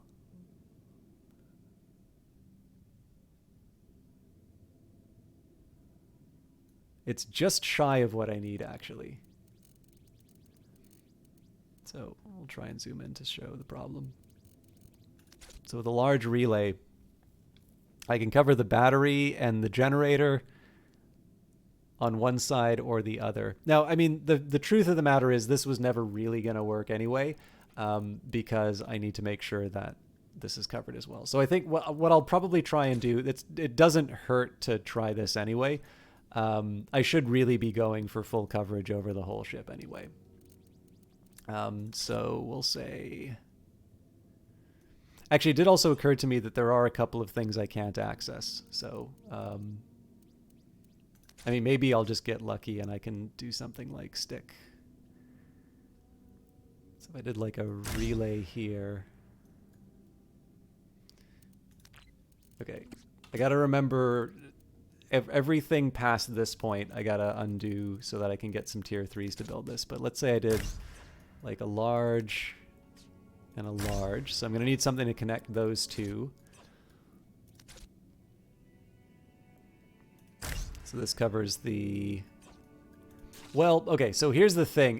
It covers the two lasers, but it's like this is obviously the big target, because if you do that, you knock down 2/3 of my firepower. I guess I'd stick the relay here if I had to. Again, I may want to finesse some of this just because there's clearly opportunities for me to put other important things in these areas. So let's just say, for the sake of the argument, this is how I built it. I need to put down a small fuel fabricator.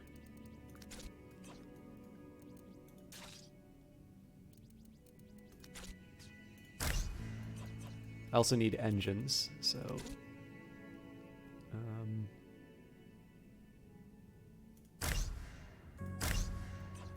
I'd kind of like to put in a third if I'm completely honest, but I also need to worry about my life support. That wasn't that hard. Definitely need a med bay. That's the whole reason why we went for the extra power.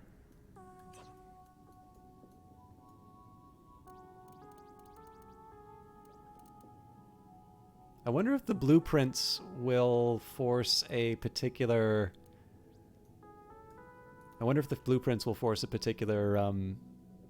type of mineral. Okay, so we've got our power, we've got our engines. The only thing we need now are the crew pods. So I guess I'll be a little cheesy. Stick 4 there.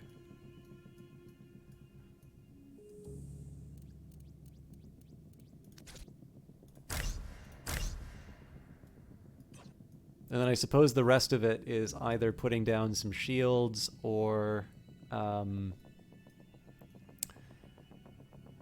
filling it with some batteries and fuel tanks. So,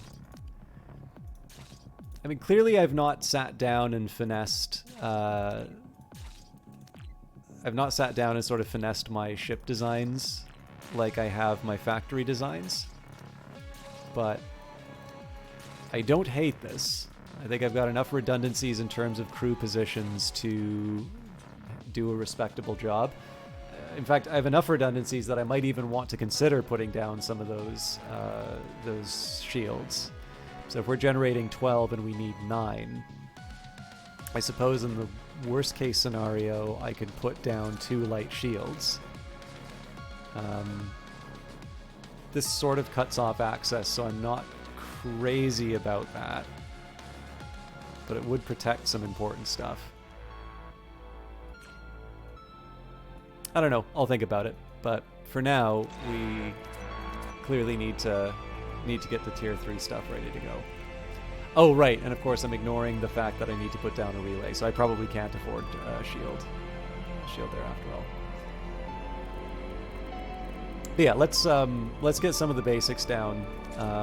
So I suppose it doesn't really matter which of these I choose.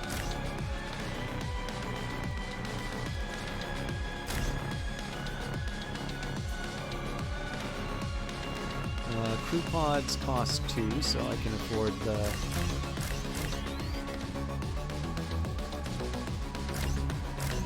What about engines?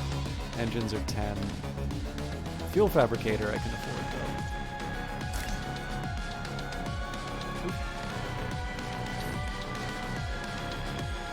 I think the rest of the stuff I want to build costs over 5. And not entirely true with like the fuel tanks and such, but I'm gonna leave those be just because I want a better idea of where I stand. So we'll let people work on the shipyard.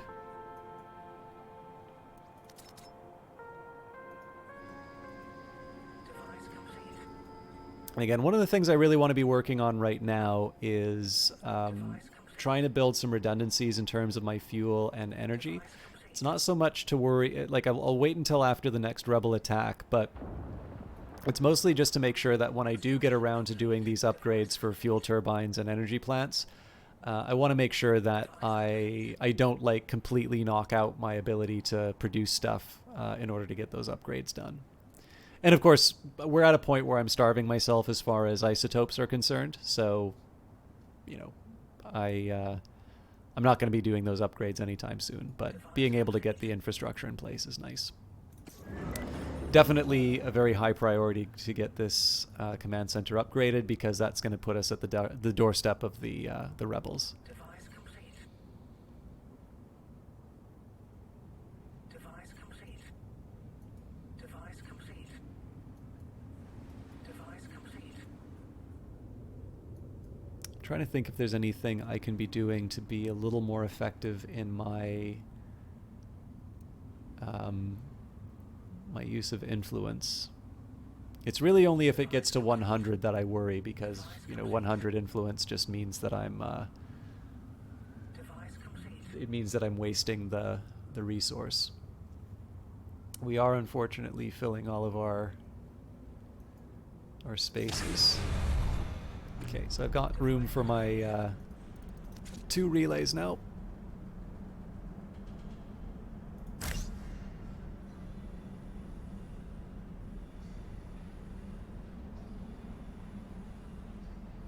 Feels like it should be here. Again, it's a little cramped here, but not disastrous. And of course, if I feel really threatened by the rebels, I will be able to use the tier 5. Oh, actually, speaking of, did I put my... I don't think I put my life support down.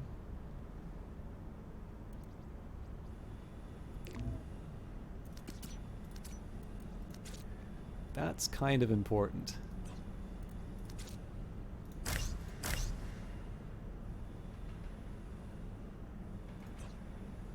Now this intrigues me. Oh, I know why, because these haven't been built.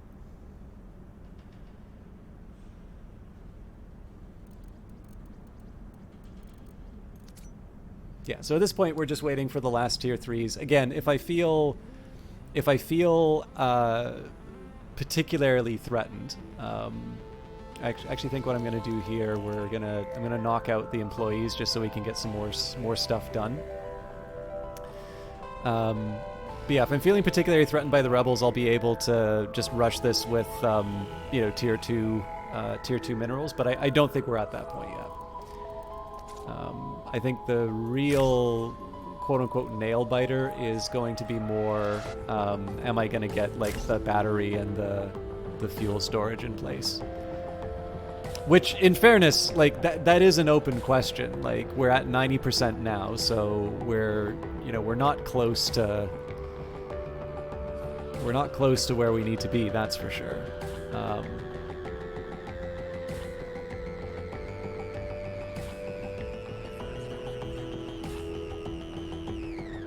I am a little intrigued by the fact that this is saying no fuel, so this is currently generating 3. I suppose it's because the shipyard isn't a really good source for Zethane. So with that in mind, I'm actually going to turn off these...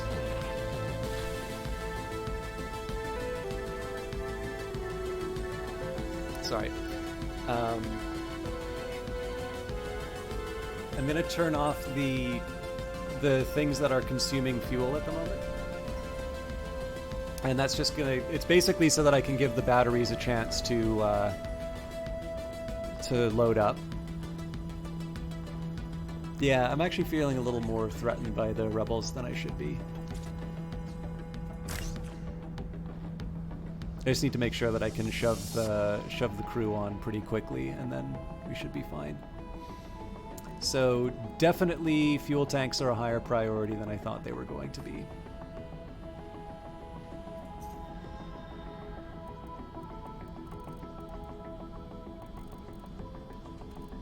And I'll build a lot of single ones just because those are relatively inexpensive. Device completed.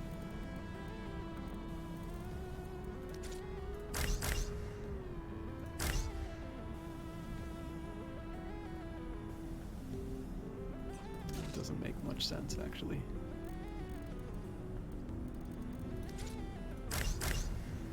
Technically, neither does that, but...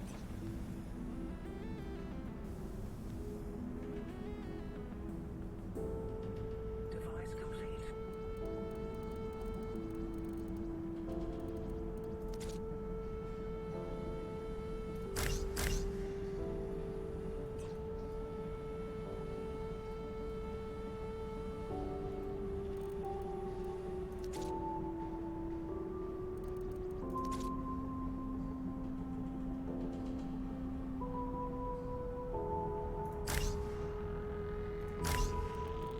Okay, and then I'll try and stick a couple more batteries in.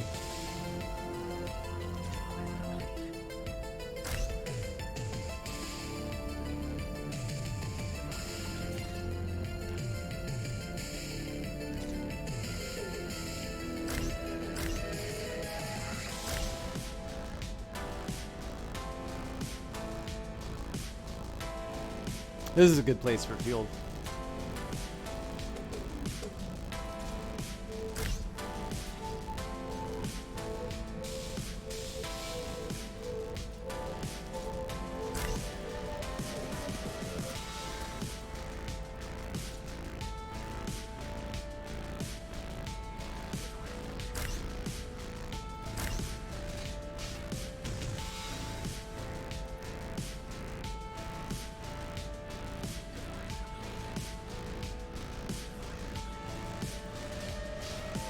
I'll come up with a fancy name later. This is the point where I'll at least add 3. So I do want to make sure I still have some bodies available for construction. And in fact, I'm going to make the rest of this a priority, just because we're at 94% threat. That number's going to creep up really quick. Actually, you know what? We'll put all 6. Put all 6 in. And I could have put one more fuel tank, but actually, you know what? Let's just cancel these. Device complete.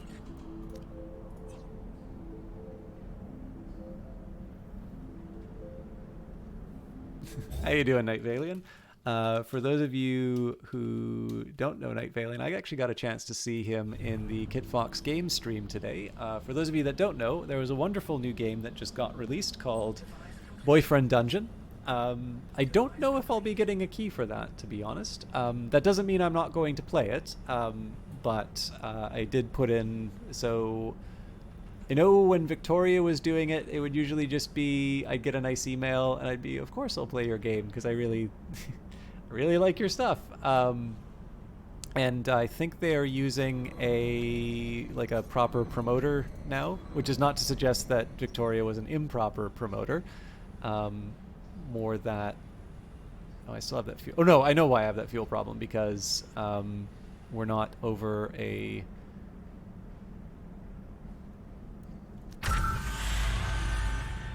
We're not over a good source of fuel. But no, like, it's just one of these ones where I never want to assume I have access to something until I'm being formally told that I do. And if I don't, then it's just a question of when I pick up the game for myself. But the reason I mention this is that I happen to know that Night Valian is also a big fan of Kit Fox game stuff.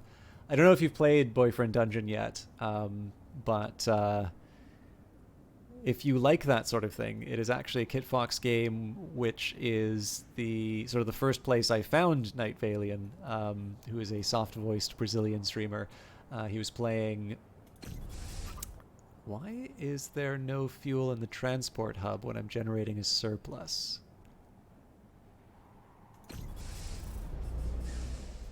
Curious. Yes, the Game Pass shell. But yeah, anyways, I always liked kind of highlighting that connection for Night Valian, just simply because I think it's not a bad little prototype, or not prototype, but it's not a little bad little way that I can sort of explain what you're getting into if you check out his channel. You know, he's from Brazil, so the national pride at seeing, you know, seeing good games being made is not quite the same. Obviously, Brazil has its own games industry. That's not, you know, clearly I'm not claiming the contrary. It's just that for me, being able to talk about Brace Yourself and Kit Fox, part of the appeal of promoting these games are the fact that they are, you know, they're developers who live in the same country as me, and I just think that's really cool. For the same reason that there's somebody at work. They were originally from Brazil, and they were really proud of some Brazilian film, and so we got a chance to sort of talk about the festivals in there and some of the things that they were into. But Night Valian is very tolerant of me pointing out that every game that he's playing is Canadian. And a lot of fun to hang out with, so definitely somebody to check out. And as I mentioned before, I'm actually really happy that a lot of you have been, because it's one thing, for, you know, again, it's one thing for me to say, you know, oh, this person's worth checking out, you know, or oh, hey, you know, so and so did this cool thing. But if it doesn't translate into action, sometimes, you know, I have the question, like, what was the point in even bringing it up? But the fact that so many of you have been so supportive of some of these streamers that I talk about, it's nice, just because, you know, it's an opportunity for me to be able to share some of these things that I like. Okay, so we got some people blowing up the territory. I genuinely don't know what's going on with the transport hub here. I'm actually going to do a manual save. This is Twitch 11th. I could have known because it's been 7 days since the 4th.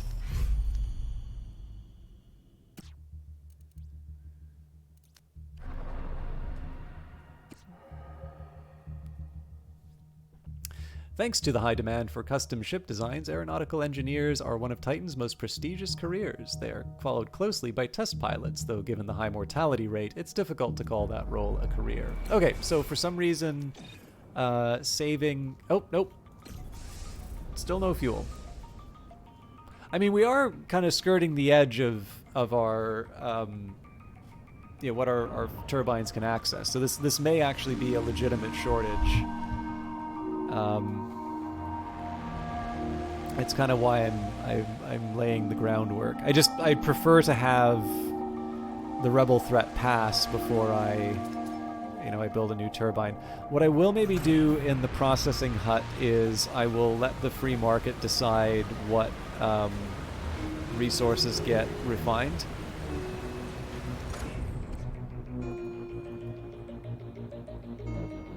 And I'm gonna start laying the groundwork for the proper refining capacity.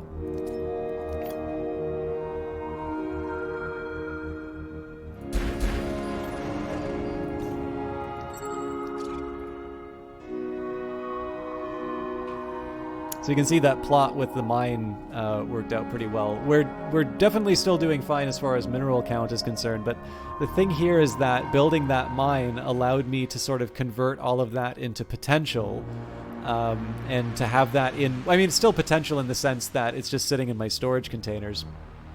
But I now have all of this nice, area to to build stuff with. So if I want to improve this road network a little bit, I can. It's weird that I'm redirecting around the mine here. So if I can, you know, knock out a couple of tiles of road, so much the better, right? And actually, we have enough that I'll claim and dismantle.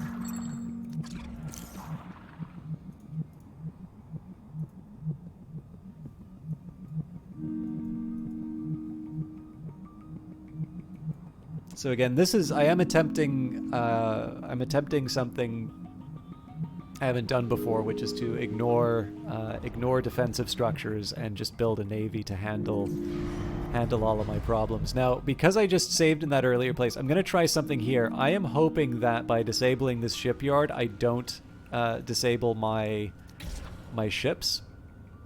The reason I'm doing this is I just want to place the shipyards in a slightly better spot. Something that'll allow me a little more room. And again, there's no cost to me doing this, other than maybe just, you know, using up my workers to do other things. So, even though there's no fuel, I'm glad that they're still able to do work.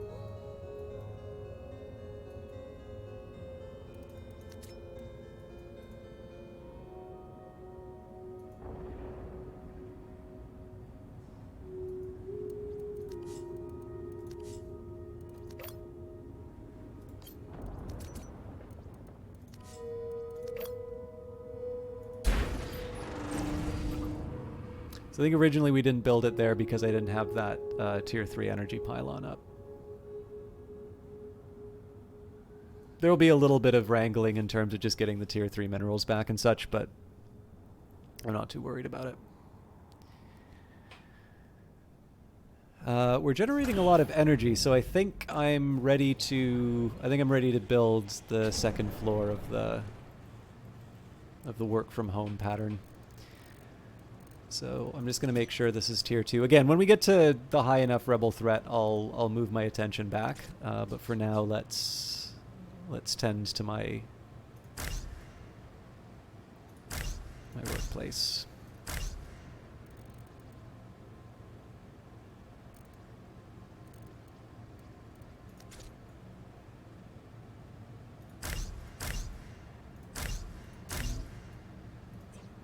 Okay, well, I'm not going to be doing too much with that. I'll see if I can ninja one of the tier 2s before it gets refined into something else. I can make it out of tier 3s if I have to, and I can make it out of tier 1s if I have to. Just, it'd be nice if I could not. Device complete. Device complete. Actually, another thing I can get away with right now would be...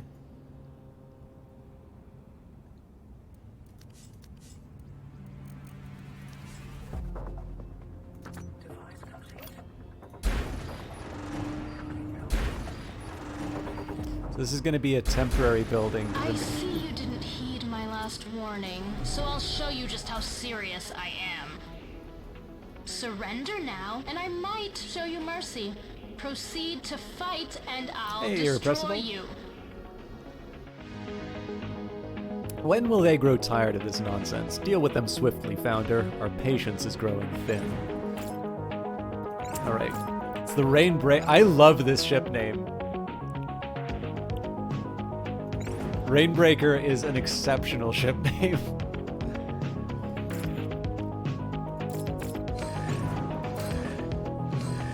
Oh, they're going after the inert filter? No, that can't be right. They're going after HQ. Oh wow, they're going for the checkmate. Okay, so we're definitely gonna have some problems as far as holy crap. Okay, let's think a little bit about how I want to attack this thing. So it's still it's one-on-one ship combat. This is a much stronger ship than I was thinking I'd be facing at this point. Okay, so we can get one gun to touch him on the edges here. Ooh, this is a really smart layout.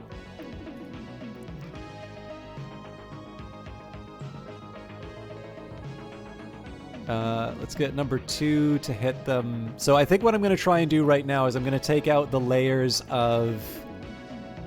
So this is not going to completely take them out because of the batteries here. But it's a first step, and then we're going to start working on these bits in the side. So this is... we're going to peel the onion.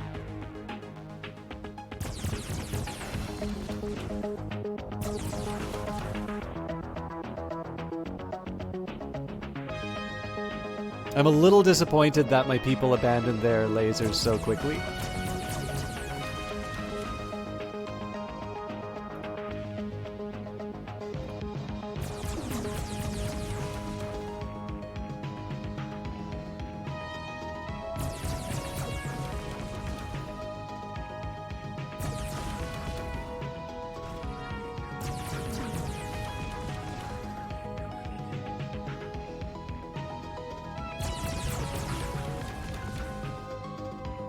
This is looking encouraging as far as taking out crew is concerned.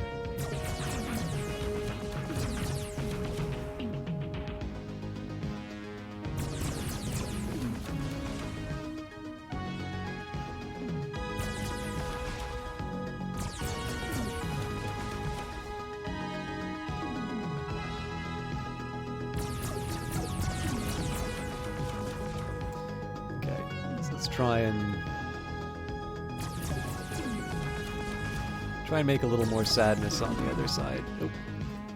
No, I think we're stuck with these 3 layers for the next little bit. The good news is, though, we are doing a lot of damage to their pilots. The bad news is that we don't seem to have gotten any closer to draining these batteries.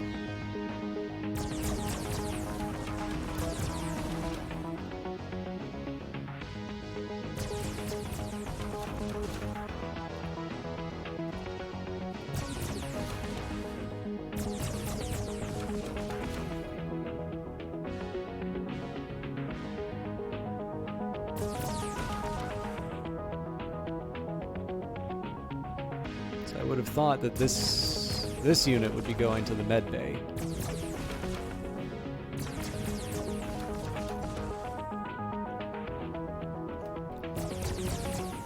So I guess the one thing that this is accomplishing is it's making a lot of crew members run all over the place to get stuff done.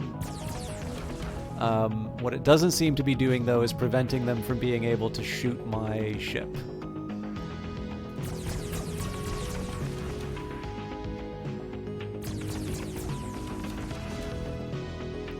This guy is like this guy is the luckiest sailor on Earth. Alright, thank goodness. Okay, so let's take a look at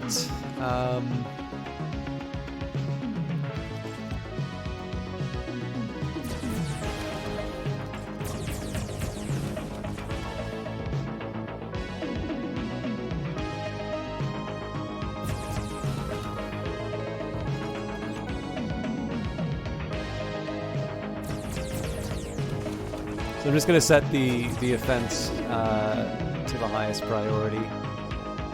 See if that helps us. Because like right now we're a sitting duck. They're gonna close the gap as far as our war making abilities.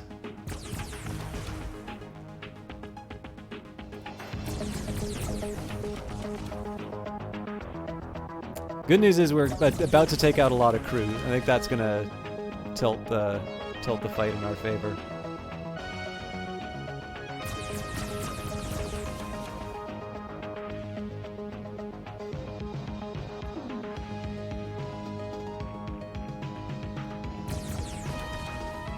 Speed-wise, though, I don't really think we've gained... I think it's hard to argue that we've really gained anything that we didn't have with the previous ship. I think the previous ship would have been destroyed by this other one, so we're still... I think we're still ahead of the game, but... So I'm gonna double up the attack here, just to...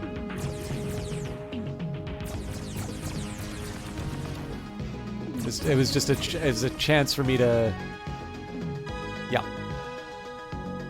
Just It's a chance for me to take out some extra units.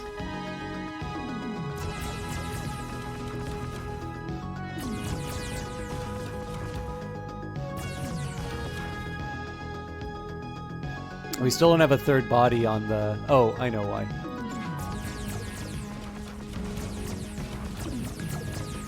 Oh, maybe not. Repair to, repair at. Yeah, but what about... And also says laser small. Where's the laser medium? Maybe I don't understand these orders as well as I thought. Oh no, hang on. Literally nothing has been changing. There we go.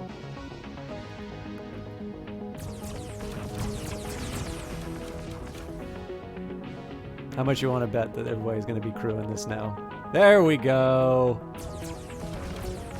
Let's see if I can avoid getting killed.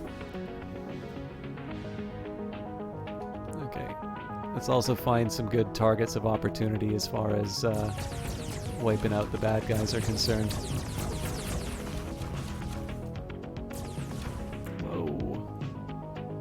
So here I'm actually going to go straight for the... I'm going to go straight for the lasers. There we go. Yeah, we're able to pop some crew members doing that.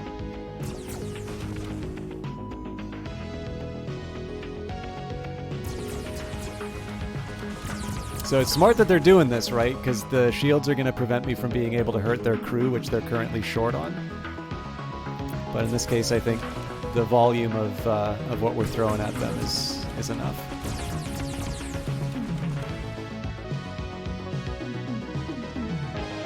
So I suppose what they're facing right now, right, is if they want to repair it, then they run the risk of losing their sailors, and if they don't, then I get what I want because the lasers are out of commission.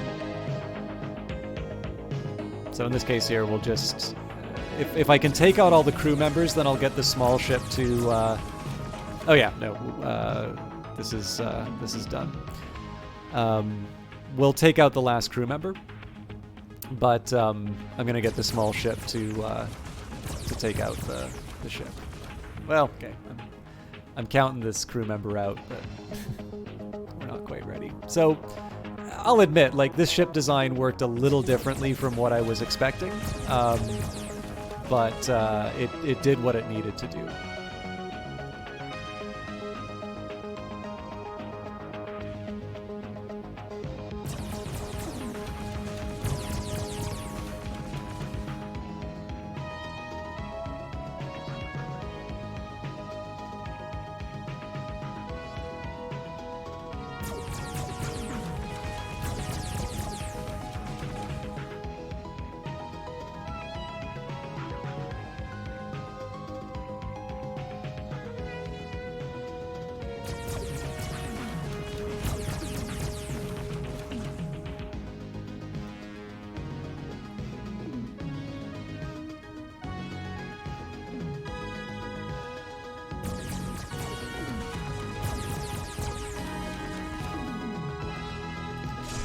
Okay, against my better judgment, here's what I'm going to do. I'm going to take this ship. I'm going to move it close to the Rainbreaker. The Fated Tethys is going to go to the Crevice, and this is just so that I can start fueling... okay, well, never mind. Tisk, tisk. You've put up a good fight, and it only makes me more determined to stop you. Good work at crushing them, Founder. I would almost pity them if they weren't so hell-bent on the destruction of Council property. I'll admit, actually, I really like some of the new writing for Bahar.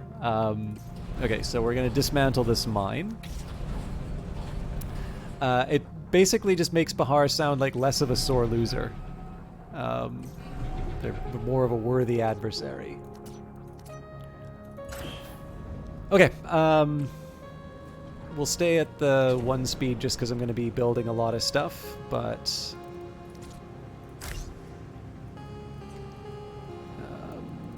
I'll get the relays down first. Well, I'll put a couple of monetization stations just to make sure that I'm not completely...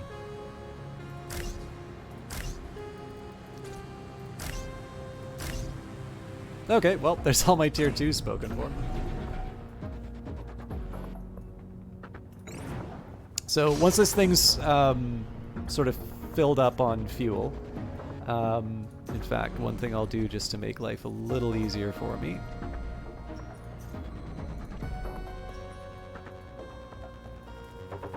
They don't know what to do with themselves.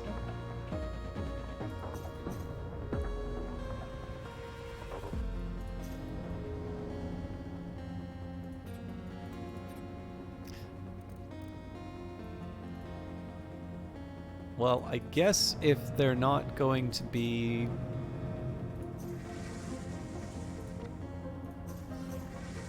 Well, hang on. How much fuel is it generating? 6. So there should be a surplus that's getting generated. The question is, where is it going? Okay, no, we're fine. So what I'm gonna do here is I'm just gonna shut off as many generators as I can afford to. This is basically just so that I can take an opportunity to get the fuel loaded up before we return this thing back to the shipyard.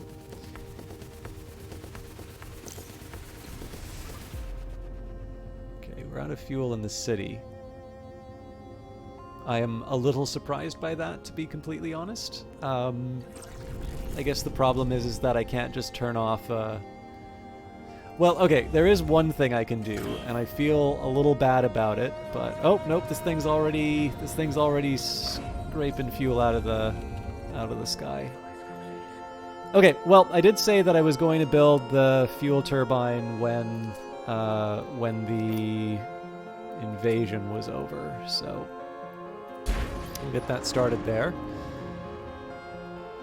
I am going to upgrade this fuel turbine. The problem is that there's just not that much for me to be pulling. It's a start, though, right? Not sure what else I'm supposed to be doing with it, really. Also, I've been kind of falling behind on upgrading my replacing my workers. So we'll get that underway. We've got a few more minerals to throw at the work shed, so let's get that job done. Again, I'm going to start by laying the foundation for the so it's 4, so 1, 2, 3, 4. This is just kind of laying the foundation for the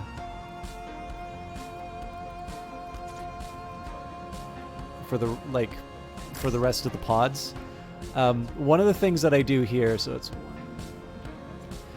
I start with the habitat pods first. Oh, I messed this up, didn't I? Nope, that's fine. I start with the habitat pods first just because it lets you take advantage of more off-world migrations. They're not necessarily people who are going to be able to generate income right away, but the income isn't the first priority in this particular case. Especially because a lot of these are going to be converted into workers. It actually doesn't hurt to have a few more slots available than jobs. Clearly, I want to have a balance of both, but being able to build some extra habitat pods and then just fill in the monetization stations later, it allows me to take advantage of the opportunities on the off-world migrations, whereas there have definitely been cases where I have a lot of monetization stations and I'm just waiting for the ships to come in. Also, I am wasting influence, so let's buy some expensive real estate.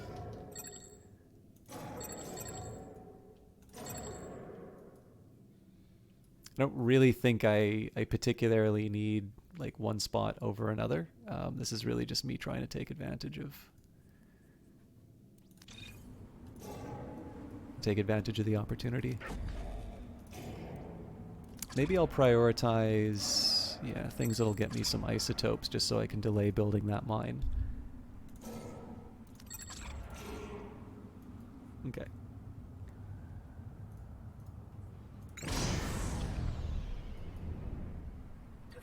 Not quite full on fuel, but close.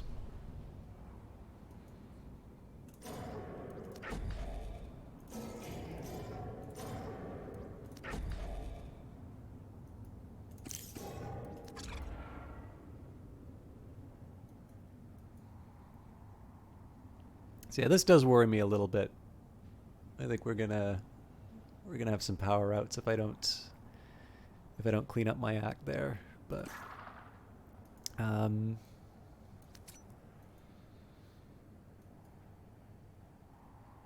yeah, we're sort of. I think we're in decent enough shape to be able to build a second storage facility. Again, this is sort of the centralized one. I also don't think it would hurt for me to build a specific mineral version.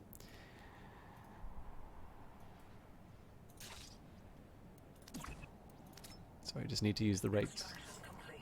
I need to use the right isotopes. Oops.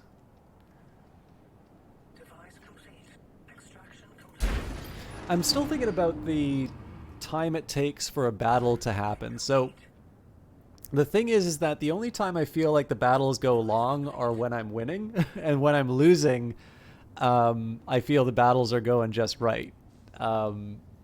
So it makes me wonder if there's just generally a greater emphasis on combat in this game than I originally appreciated.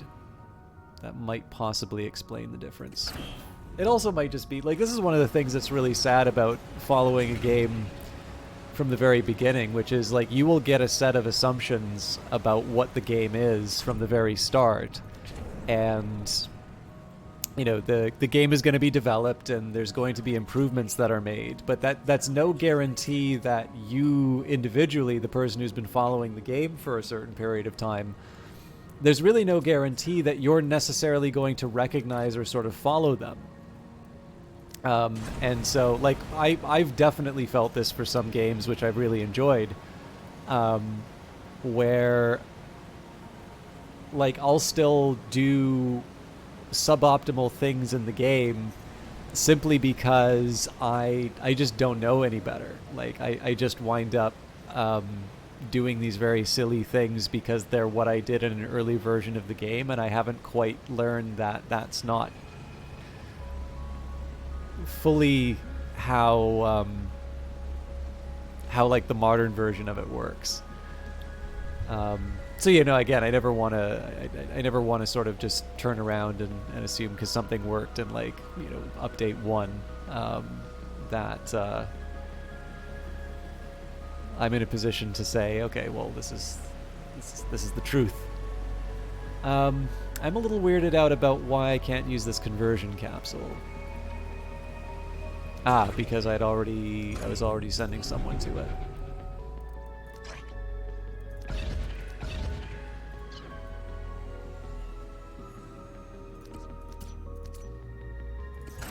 So I'm just slowly gonna build the extra work spots. Again, remembering the reason why we want to expand our work areas is so that I can... Wait a minute, that doesn't make any sense.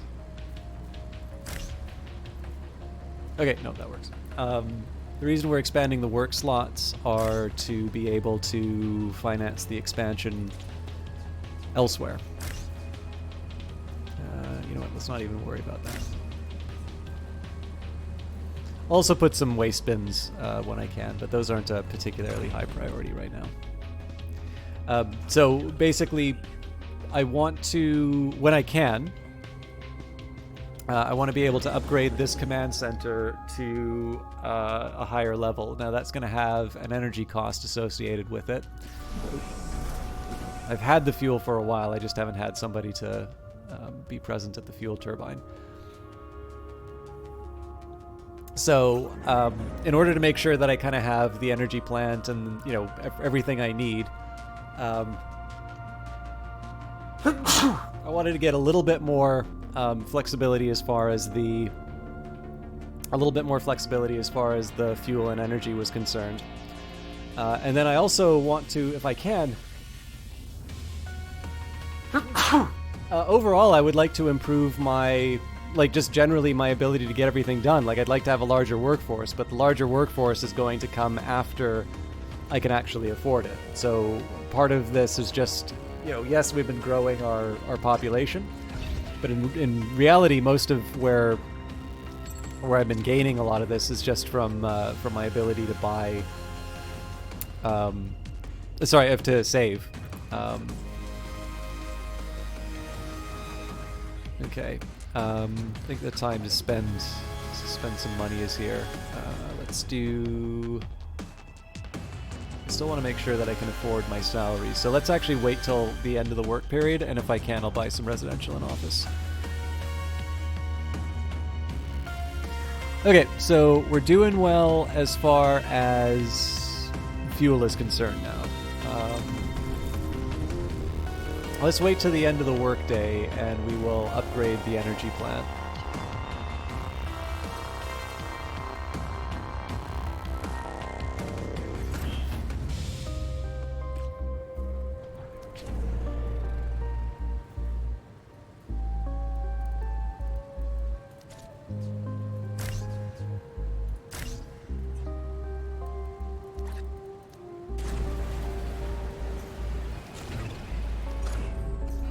Again, processing for minerals is a pretty high priority right now.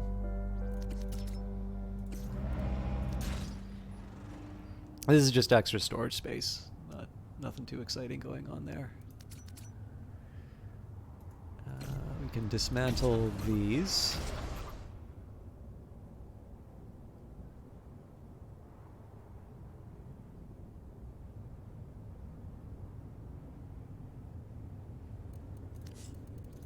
I don't feel great about it, but I am going to build a roadway to these spots. Might as well make it all connect. This was never intended to be permanent anyway, so, you know. I don't feel too bad if...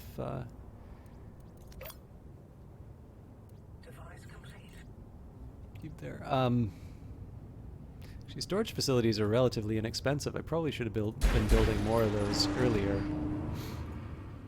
Again, I'm sort of at a cap in terms of my overall minerals. I should be a little more thoughtful about what I'm using them for.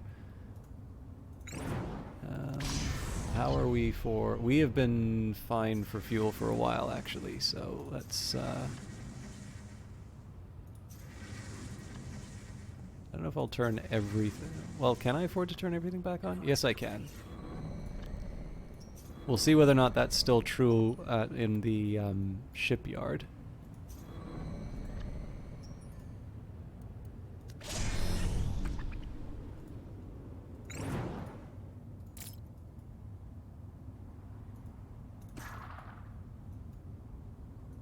So eventually what's going to happen here is I'm going to turn off the minerals for these, and I'm going to turn on the minerals in this storage facility.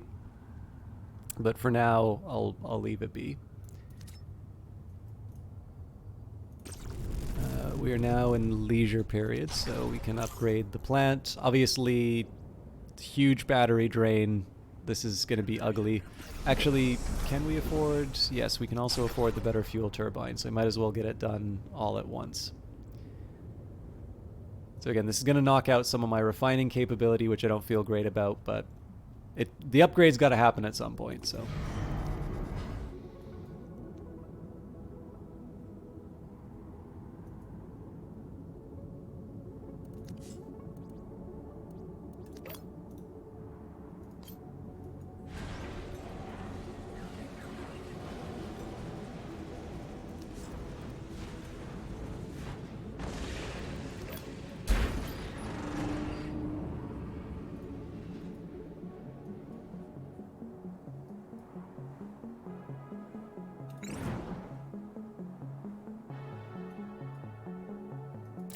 I'll move the hunting cobra off to the crevice. And the main reason for doing that here is I'd rather not pull out Zethane from an area that I'm going to be pulling stuff, like I'm going to be extracting from that fairly soon.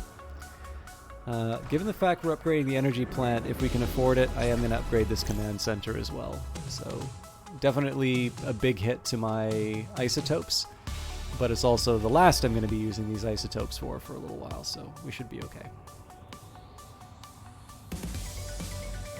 We've ground to a halt for a bit. that's not so good, but we're going to be in a position to sort of be back on our feet pretty quickly. Actually, the one thing I did hurt myself with is starting this command center upgrade, because the fuel turbine here is definitely not going to be generating enough for this this energy plant. I think I'm just going to have to accept that, though. That's...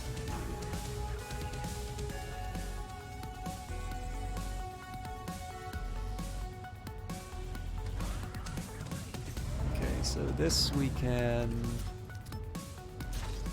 I'll get that connection right away. I'm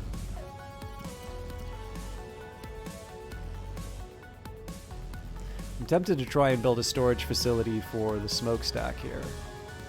But no, you know what? The fuel drain's not as bad as I thought it would be. This command center will get built, and then we'll get the surplus. We're actually doing pretty well as far as credits are concerned. Not enough that... I mean, I'll buy the residential for starters. I should also get a quick look at desirability. Okay, so just overall, this is pretty grim. I guess some of that will be offset by the command center, though, so I should be able to build pretty much.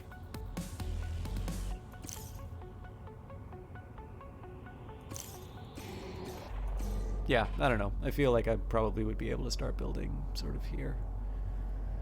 I need to make sure I have roadways available, and I'll probably want to think about where I'm going to put things like the air purifiers. But other than that, that's okay.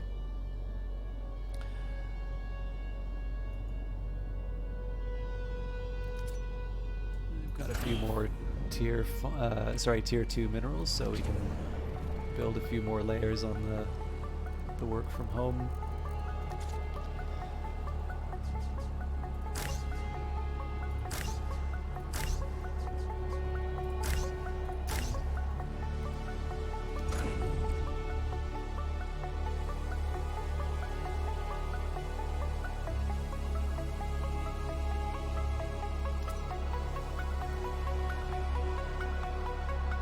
Yeah, overall, we're still sitting on a nice big... oh, you know what? This is a perfect spot for another shipyard. I didn't intend it this way, but this is like... I couldn't have designed something for a better fit. Now, I'm curious if this thing's draining its fuel right now.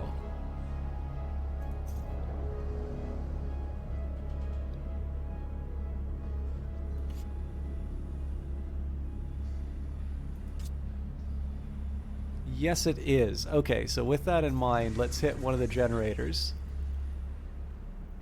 Actually, let's hit 2 of them, and then I can just turn off the lasers.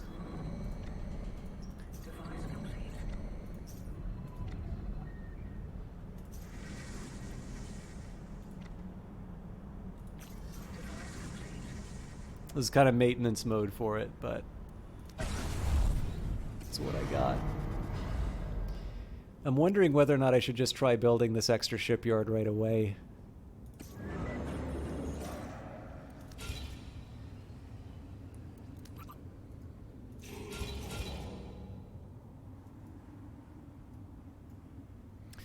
But yeah, so my personal feeling here is that trying to buy the rebels is the right way to go here.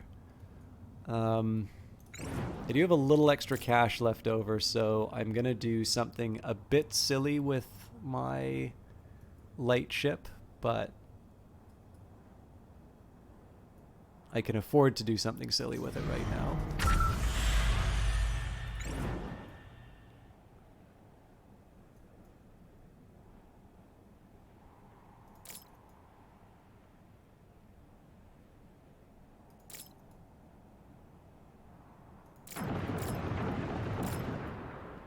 So there's the Dog of Hope, which will inconvenience me.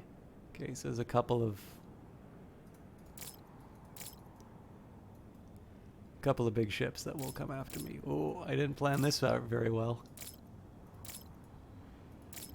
Oh god. Okay, I'm gonna try something really dumb.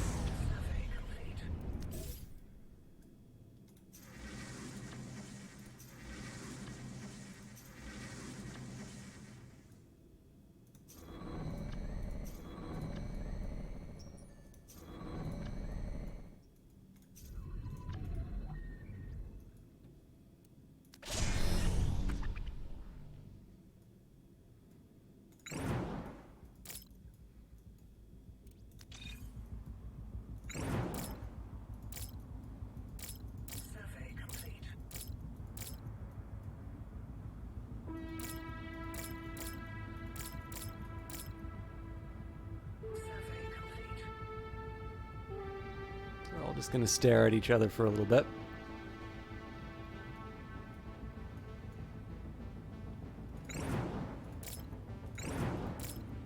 Okay, party time. Probably a bit premature on this. I need you to get in deeper.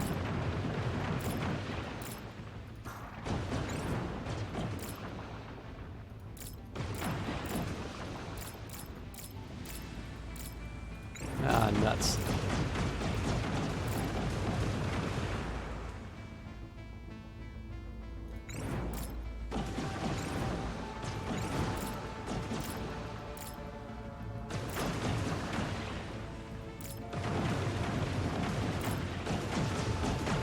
I think we need to abandon this.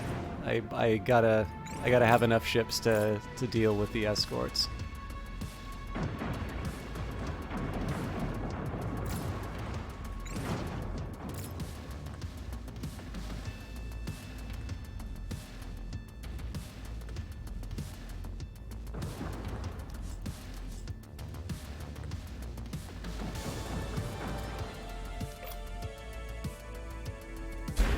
Although, let's at least get our money's worth.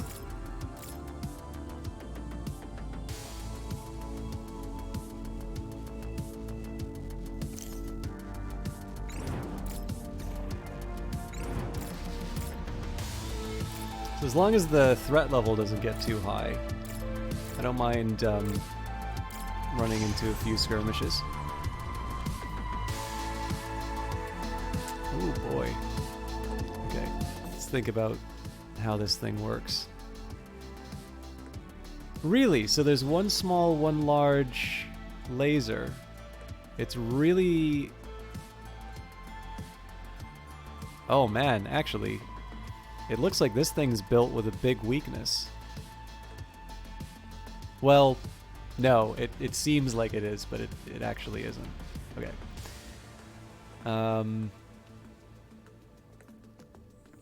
I think pounding the lasers directly, it's not an elegant strategy, but it'll do the trick.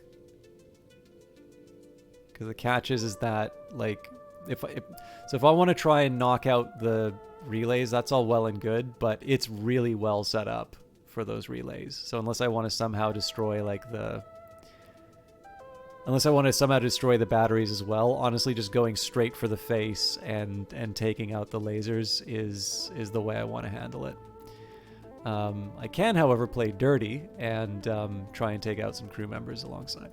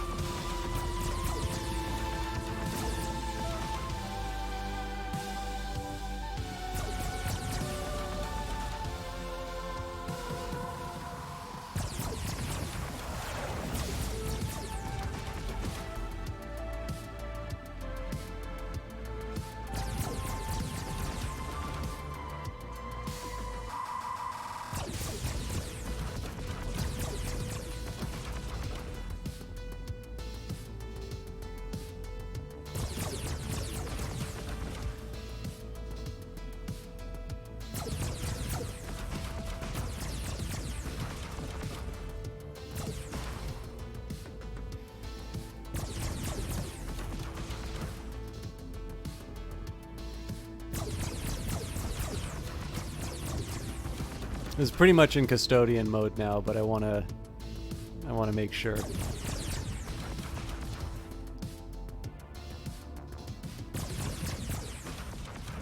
Okay, cool. So I'm just gonna let that thing do its job. So this still needs to be under repair. So I'm not quite... I don't quite have the cash that I need.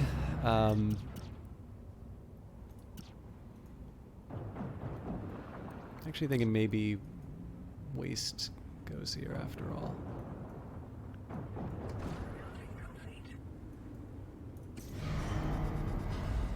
So yeah, I definitely need to get my cash reserves up just so I can start building some turret cracker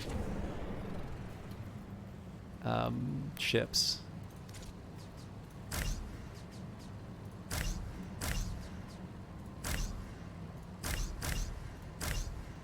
Now let's try and put as many waste receptacles as I can down. Nice. Right, that's a full floor ready for as many colonists as I can stick on.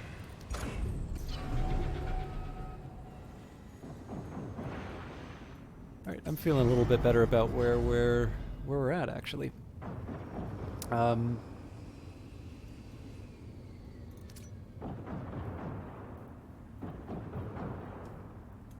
Still need more workers. And overall, we're still doing a pretty poor job of managing the waste.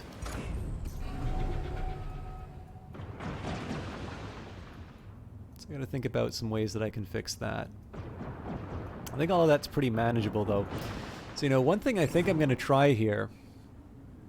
I don't remember how much health the headquarters had.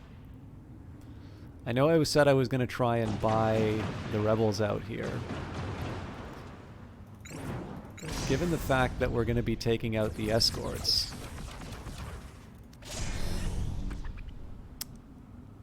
I'm wondering if we... Yeah.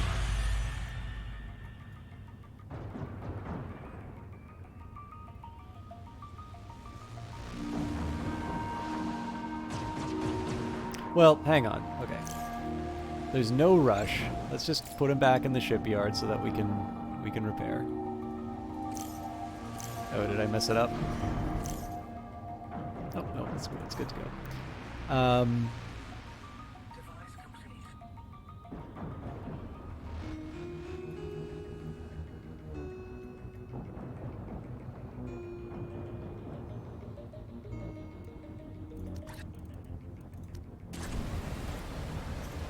Yeah, okay, so priorities. We need cash, and that's going to be coming through some of the improvements that I build in the Rebel territory, as well as, you know, what I've currently got in the work shed. I've got the basics for the factory down, but I actually need to make the proper refining facility. Actually, you know what? We can do that right now. So let's get some of the basics for my processors.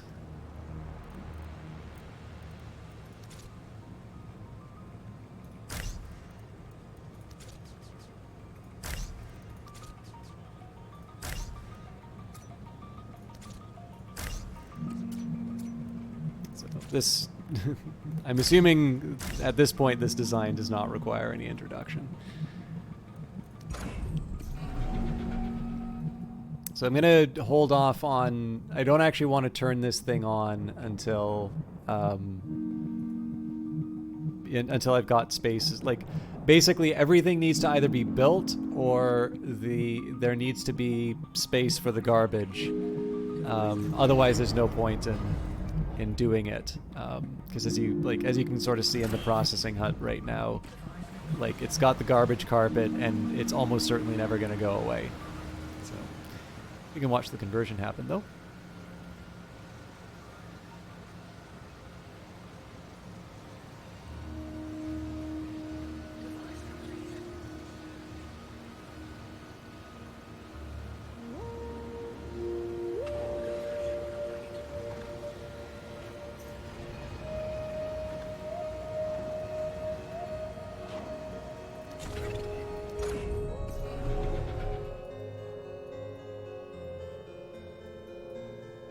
Oh, okay. So we're already doing the repair. We might as well see this thing through to the end. Wait, did I actually tell them to do the next conversion? Yes, I did. We're also going to need to do some... we're going to need to buy some more territory, so... we've got the storage facility. We've got everything that I want. What? Oh, you know what? I messed up.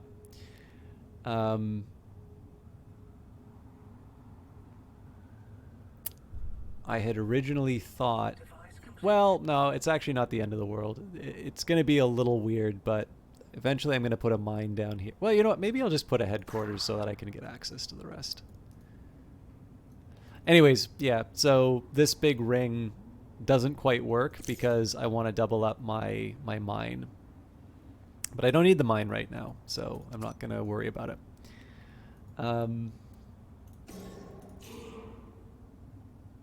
So we'll blow up these rocks because that's eventually going to become another fuel turbine. Like I said, at this point I want to try and grab as many resources as I can, although minerals aren't as important. Okay. So I'm going to let the Hunting Cobra be a screen for the turret as long as they can, and get the Fated Tethys to damage the... I think I'm going to get them to damage the HQ first, and then we'll worry about the turret. Actually, I'll go for the weaker of the two. Nah, I should probably do the headquarters, the more I think about it. But seeing as we've taken out the patrol ship, it should be that there's one patrol, one turret taking out the Hunting Cobra.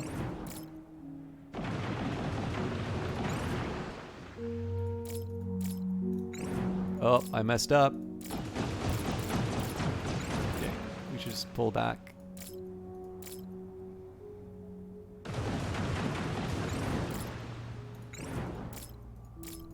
Okay, so I gotta pick this guy up first.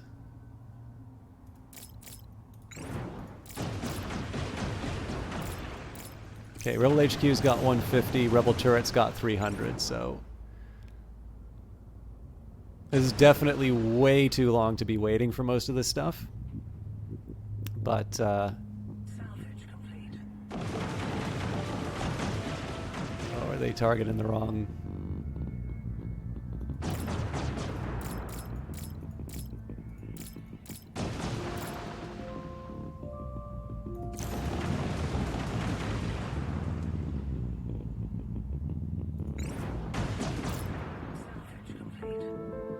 I think I got too impatient and I minimized the damage that I could be doing. So again, I'm a little worried about the Hunting Cobra. This thing isn't going to last forever. But even if we can get a little chip damage on the Rebel HQ for a bit.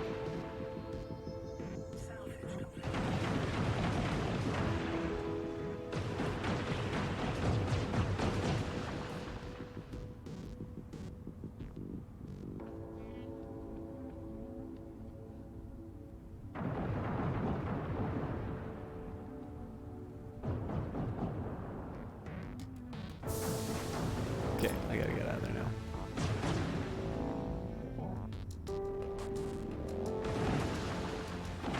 Okay, so this is the point where we're not going to be doing any more damage to the Rebel HQ, so what I want to do now is I want to go out of the range of the Rebel turret, and now we're ready to bully the Common Salvation. Okay, so this thing's sitting on a couple large lasers, but it looks like it's a little fragile to power disruptions, maybe? Maybe I don't need to get elegant about it. Maybe I just need to keep shooting as many things as I can.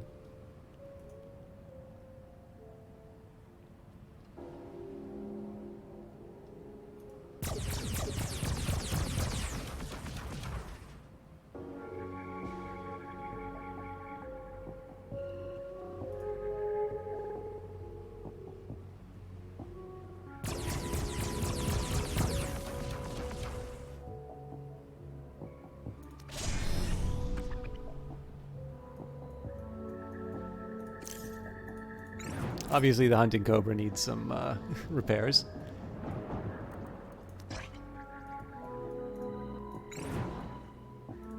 So the next question after this is going to be if I can get away with this on this base, am I going to be able to do it on am I going to be able to do it on the other rebel bases? Am I going to be able to, you know, am I going to be able to pull this off without building any additional ships? I don't think I am, but you know, it wouldn't hurt to get some verification one way or the other.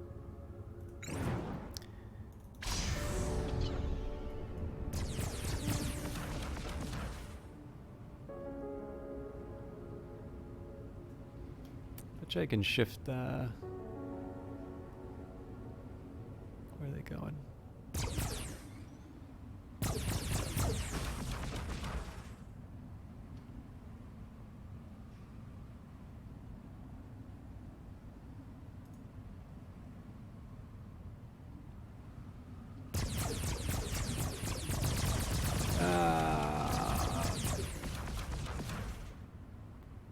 I think this is going to take some effort to take this guy out, but...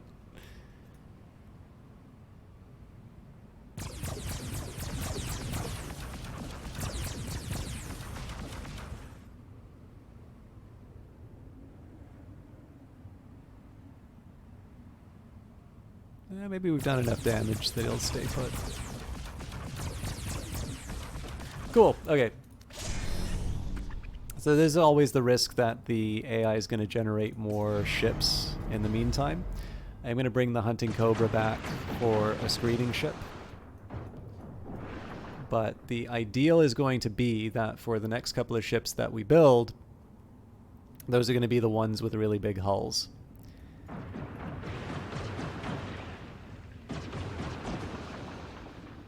If I can get 2 of the big hulled ships, actually, that's ideal. And while they're doing that, let's go back to building a factory.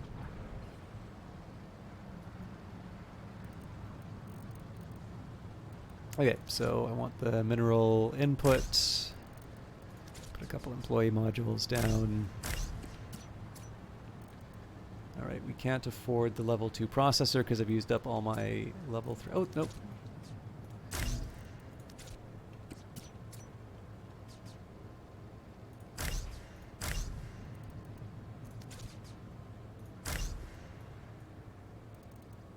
So again, I'm not too worried about hooking up all the power yet. That's going to be at the very end.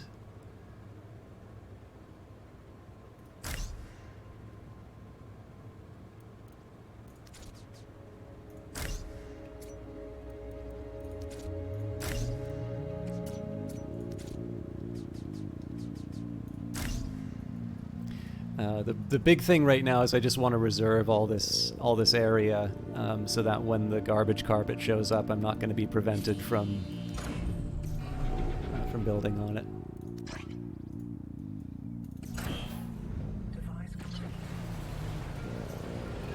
Okay, last worker's on its way, and ship's ready to launch. So I think I wasted a little bit of time doing this. It might be that the AI's generated another ship for screening, but if I'm lucky, this ship can draw fire. It's actually not just going to draw fire, it's also going to target the turret to do some damage to it on its own.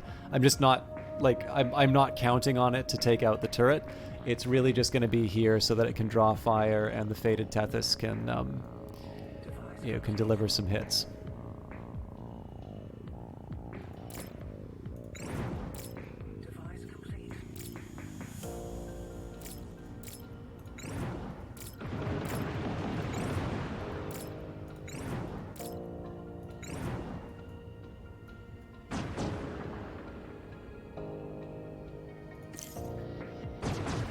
So if we're lucky, we might be able to take out the Rebel HQ, but I'm not banking on it, let's say.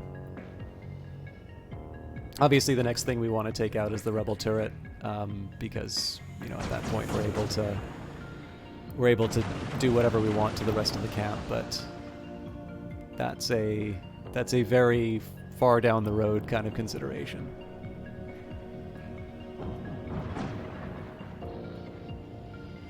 The main reason I want to take out the Rebel HQ, if I'm totally honest, is just so I can get the extra influence.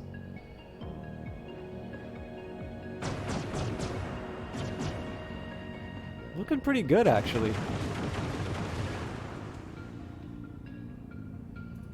So we've got 130 health. I think we lose about 30 each volley.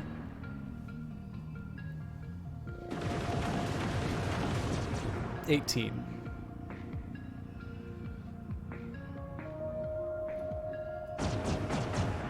So I think 36 HP is my absolute limit on the hunting cobra.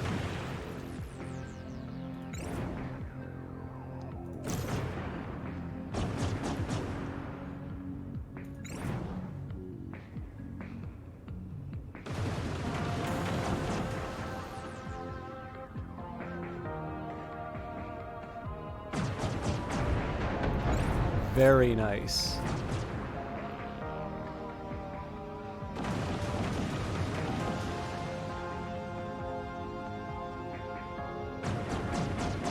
So I'm going to push this thing to the absolute limit in terms of its health.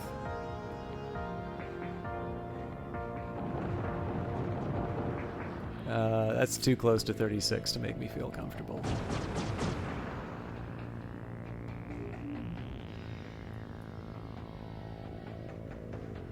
All right, we were in decent shape. I don't think we're going to be able to take out the turret. If we can, that's amazing, because we just level the rest of this, but...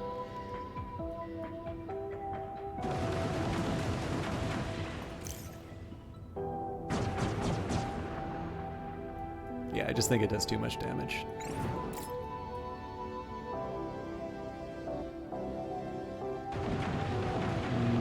That threat's growing pretty quickly. I want to make sure this thing's properly repaired.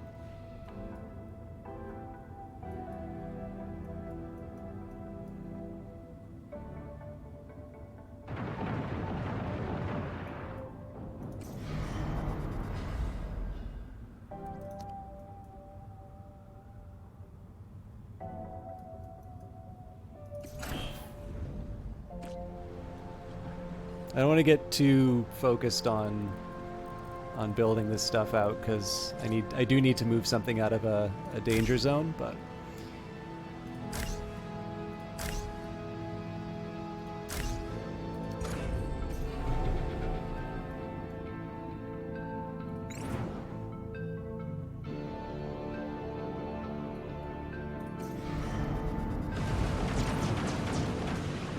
so 131, 119. Device complete.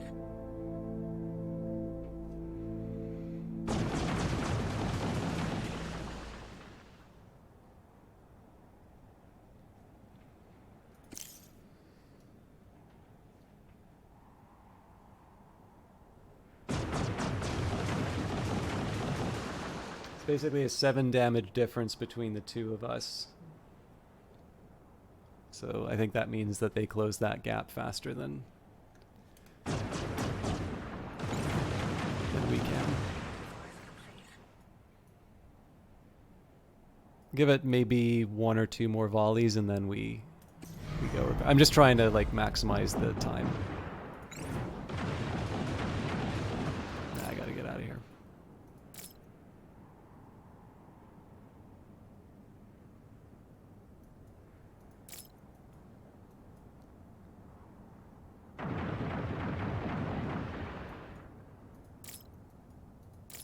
Fortunately, we have 2 shipyards where I can do the repairs. Oh man, and then there's the extra temptation where I just say, okay, we've got our screening ship again. Device complete. So the fated Tethys comes in for one more run. Device complete. Device complete. It's so easy to screw it up though.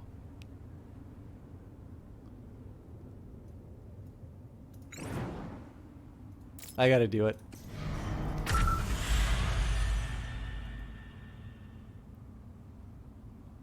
I can't believe I'm doing it, but I'm doing it.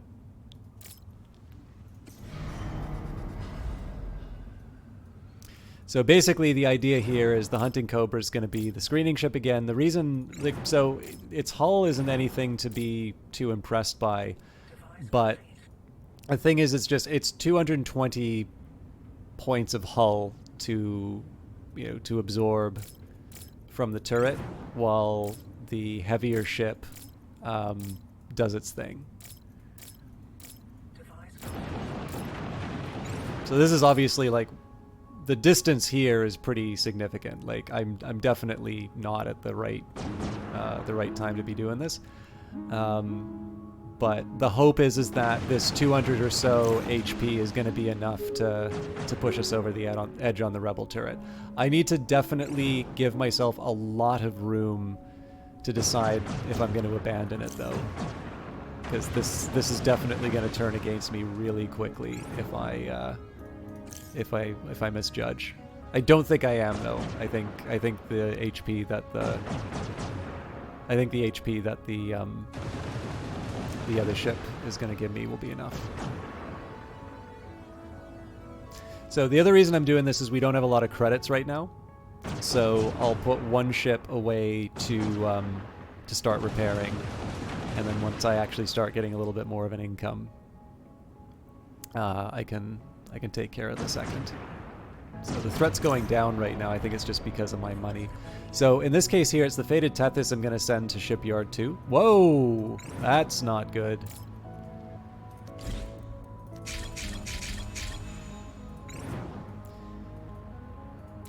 Okay, so we need to repair these things before bad things happen.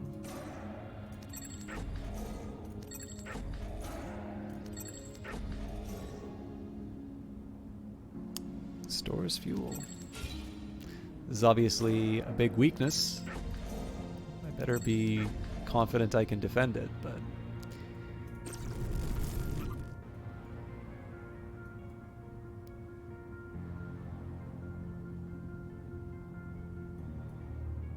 So I'll confess, my hope would have been that I'd be a little bit further along on my factory than I am.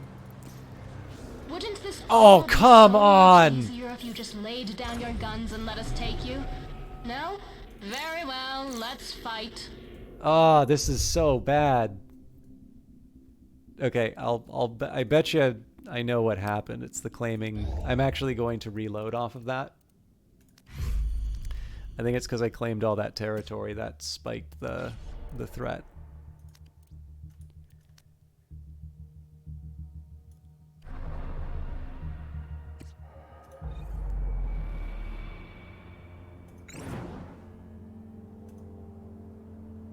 Sorry, that's a little too far.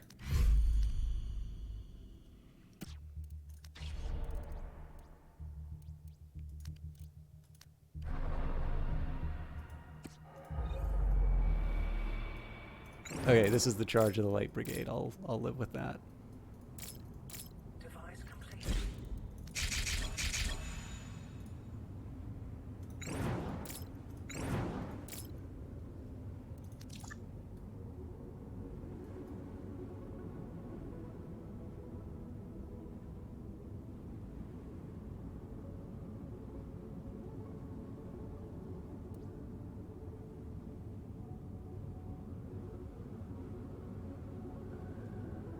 Device complete. Okay.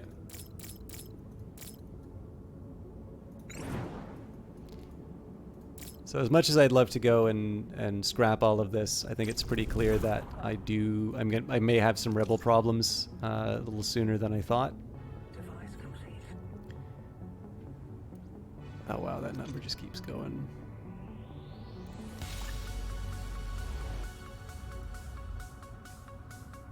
The rebellion Jesus. will win, Founder.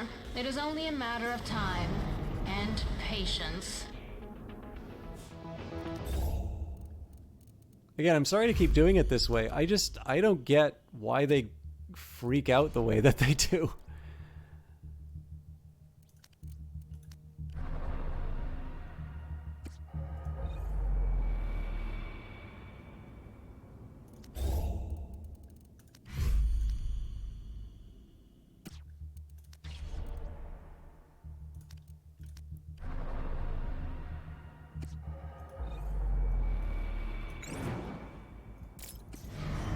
Okay, yeah, so I'll just accept that I need to get myself in a little bit of a healthier position to deal with the retaliation. Not like it's not the best, but now, I guess basically because I know what the stakes are, I can live with that in a way that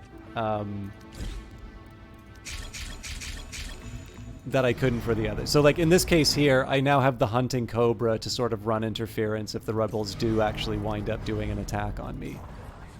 And then we can mop up, we can mop up this territory in time. Okay.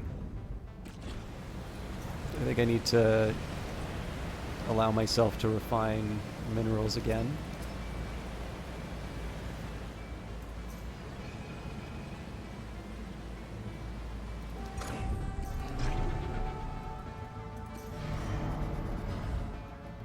So in this case here, I'm really just hoping that I have enough time to repair the Fated Tethys.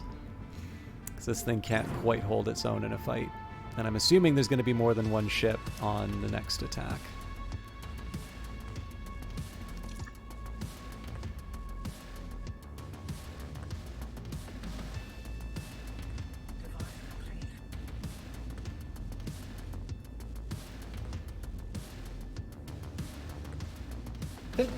Excuse me. Yeah, that number keeps going up, and it's scary.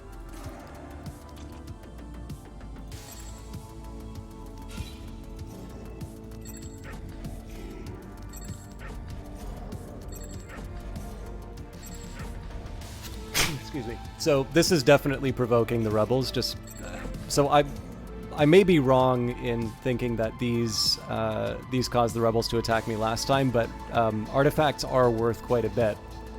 So if rebel threat is based on your the value of your company, then bringing in artifacts, it would seem to me, is one of the better ways that you can provoke the rebels into attacking you. But I'm also at a point here, like we're getting close to the end of our credits, so the Fated Tethys may not be going into the fight with full health.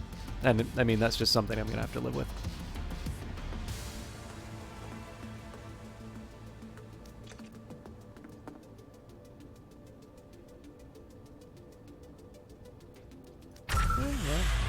It's better than I thought it would be. I'm almost at a point here where I'd want to try and blow up some of the rebel territory. I just don't think that's... I don't think that's the right call here. So I'm going to mess around a little bit with my storage containers. I may have to break my promise about ignoring waste. Well, it wasn't exactly a promise, but I might actually need the... I might need the capacity for generating tier 2 minerals a little sooner than I thought. Which is a shame, because I need to find a source of tier 2 mineral. Oh, there's one. So let's get the relays down at least.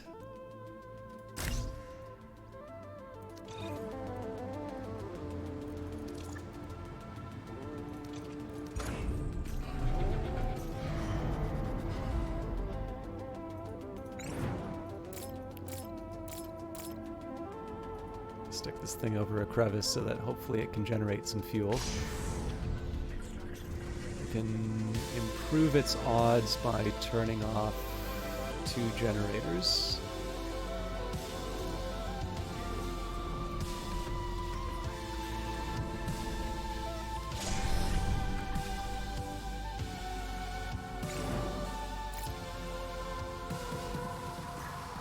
It's always a little annoying that you have to sort of micro the power management and all of that, but the thing is that like that's a design choice, right? I decided to go pretty, with pretty thin margins in terms of the different power, and it's a little bit like playing something like, I don't know, Wing Commander, Star Wars Squadrons, Elite Dangerous.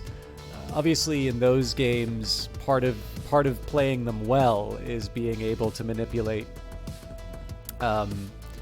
Manipulate where the power and whatnot goes. It's obviously a little bit simpler in terms of being able to make those changes, but it's not entirely inconsistent with other games where you're able to fly spaceships. So I'm Like, I say it's a little annoying, but like it's annoying in the sense of this was a choice that I made, and I might have done it differently, but this is what I ultimately settled on, and I don't really have any grounds for complaint. So yeah, here I'm really just waiting to get a tier 2 mineral to snatch out from under the. Actually, I guess if I'm waiting for the tier 2 minerals, I do have to turn off the. So. Well, it might be nice to have more tier 3 stuff. I actually care about the tier 2s.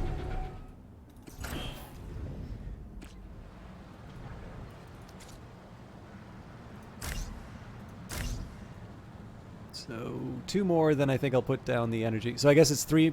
So I need 15 more construction units worth. Then I put the energy bridge down. Oh. I don't know. Maybe I can afford to wait. It's clear I'm not going to get this stuff built until the next attack anyway. So let's see how far I can build it. I'll at least have some waste receptacles to like tide me over.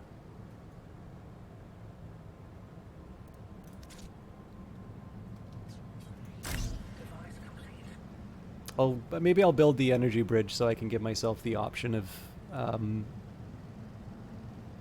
constructing it.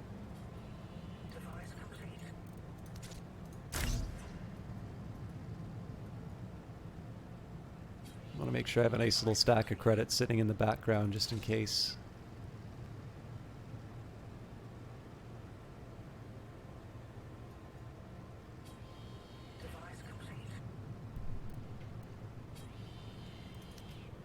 So pausing that just because as soon as this thing goes on, like all of these become active.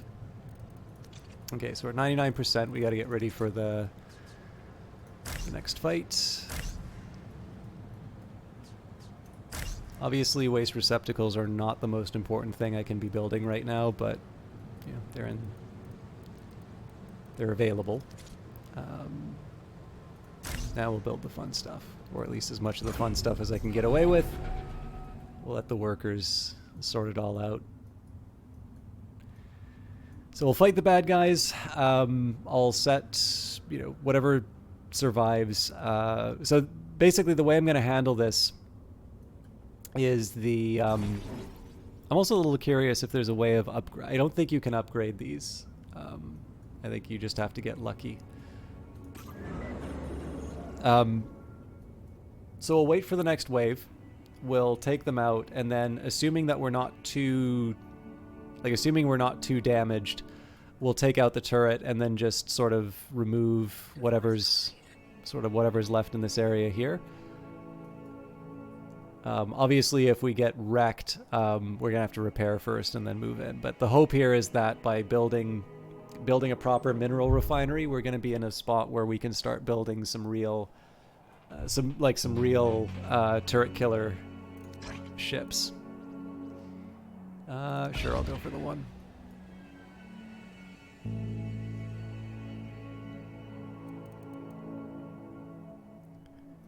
And then, of course, I need to start building the, Is your council watching? I do hope dying doesn't affect your performance review, Founder. Okay, so before we go any further, let's make sure we turned on the power for...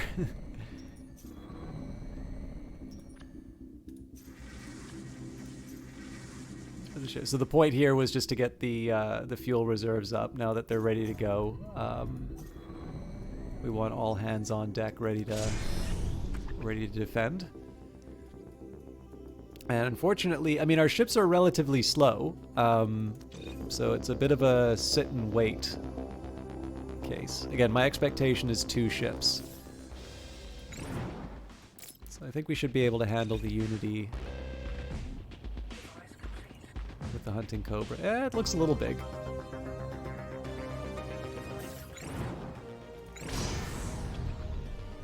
That is definitely a bigger ship than we can handle. Oh, but it's only got a couple pea shooters on it, so let's go... We'll go straight for the... Yeah, actually, this is kind of funny. So they've got a lot of workers, but only 2 spots for the guns.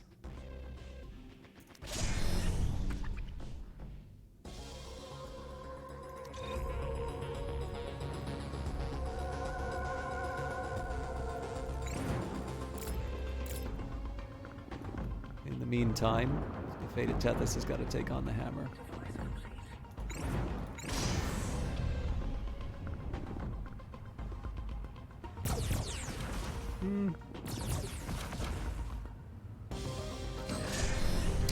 I'll put it to you this way: I'm hoping the Fated Tethys is able to accomplish its mission relatively early. And I'm actually going to very specifically target crew so that we can get it.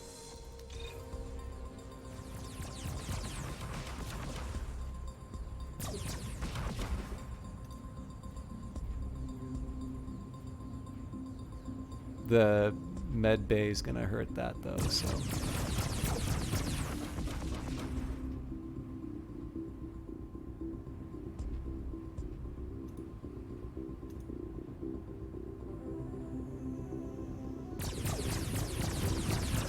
Nice.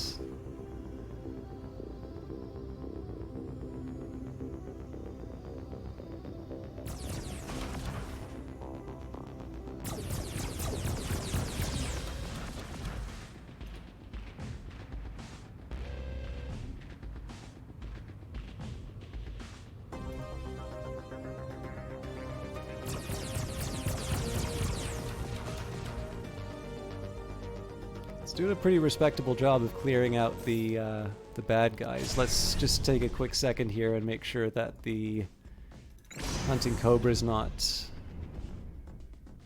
I mean, it's definitely looking worse for wear, but the crew's sticking to its guns. We're able to. I guess. I mean, the thing is that we haven't really delivered a proper We haven't delivered like a proper kill on a major system, and I don't actually see a way that we can accomplish that. One thing we might be able to get away with is killing some crew members, but they've just got so many that it's not even worth pursuing. So, but again, like, this is a repurposed scout ship, right? If as long as it successfully holds a more powerful enemy at bay, it's actually done its job. So, again, we're gonna quite specifically target crew here. Okay, nice. So I believe they're out of crew members now, or will be. Sorry, they don't have a full crew now. So at this point, we're just going to be trying to clear out the crew. What I'll do in that case is I will... Oh, nuts.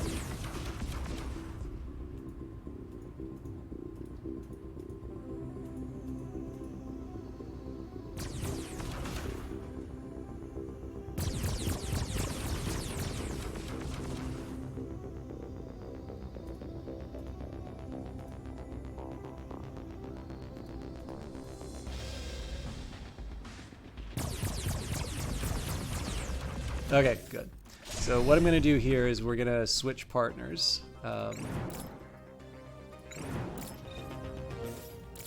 obviously the hammer's just a sit and duck at this point.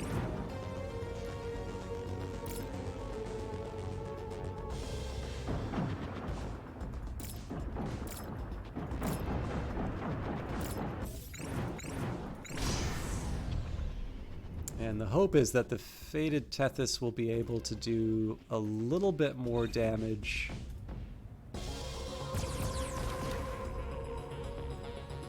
A little bit more damage to the weaponry, and if nothing else, they'll be able to do... They'll be able to do more against the crew, especially like when you have these long lineups for the med bay.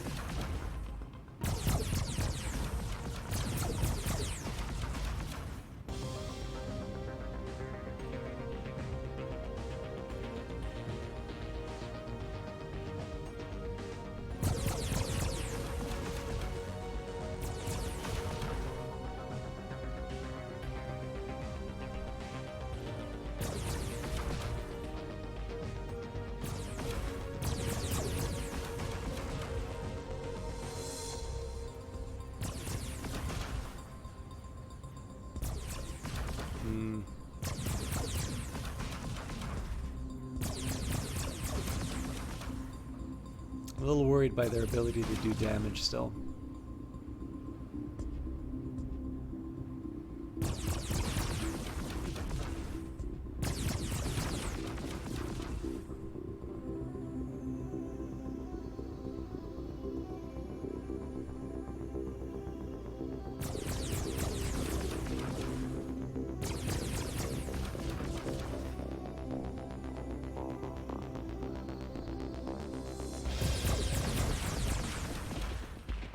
Like, the nice thing is that I'm giving them a lot of stuff to repair and respond to. The drawback is that it's not quite enough to... Like, I'm just not dealing the damage fast enough to be able to deliver the coup de grace. Part of it's a timing thing. So maybe we'll try and get Ron here.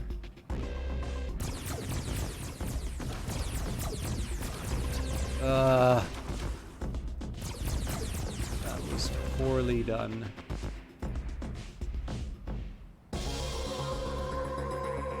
So I think what I'm going to try instead, I'm actually going to try doubling up on a target.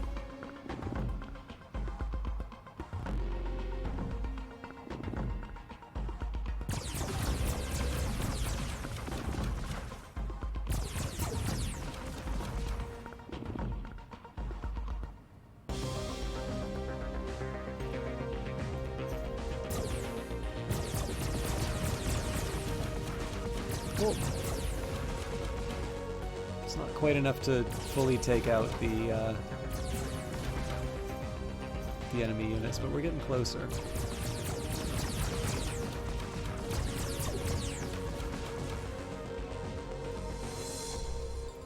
Curious what'll happen here. I think it's still safe enough that it's going to heal the units. Okay.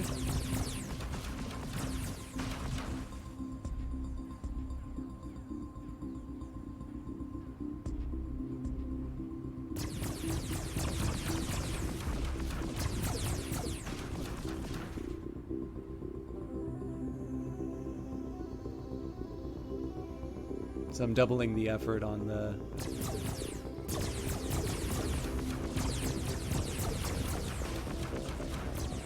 There we go. So now we just get to... focus all our attention on wherever this guy goes.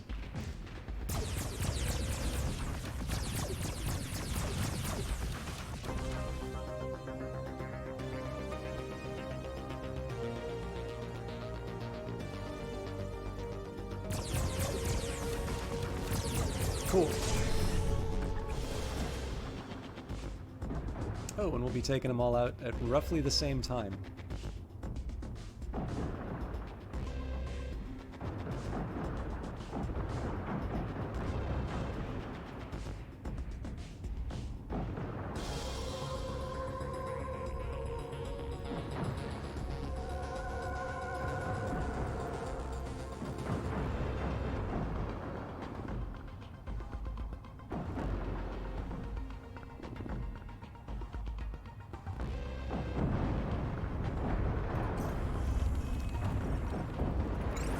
So before I... Council money may buy there you we weapons, go. but it doesn't buy you morals. So what I'm going to do here, instead of repair these ships, I'm actually going to send them straight after the turret. I think we are... Never mind, I actually think if I don't repair, I'm probably going to be even slower than I think I am.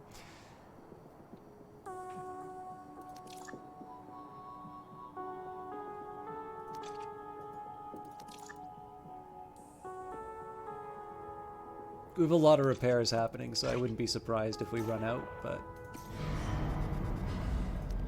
let's do the best we can. We're gonna have to do another set of repairs, obviously, because the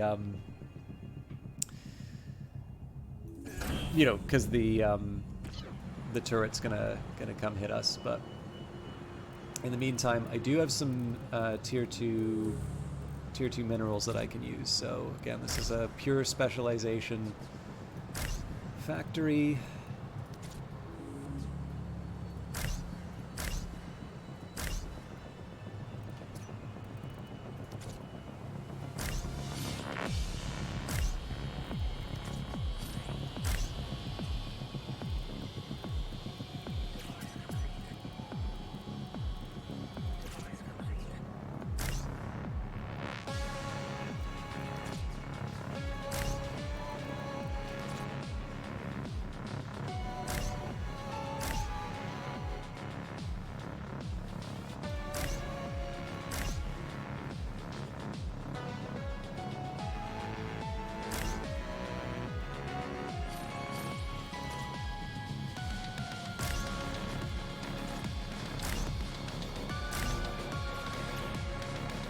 almost had what we needed.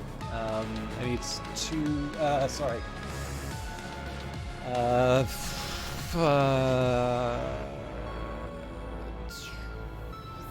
One, two, three, four.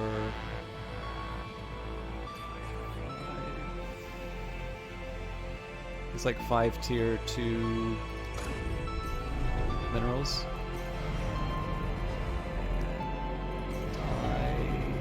Okay, no, we're fine. I don't know if I just forgot to hit repair on Shipyard 3, but at the very least, this ship's ready to go.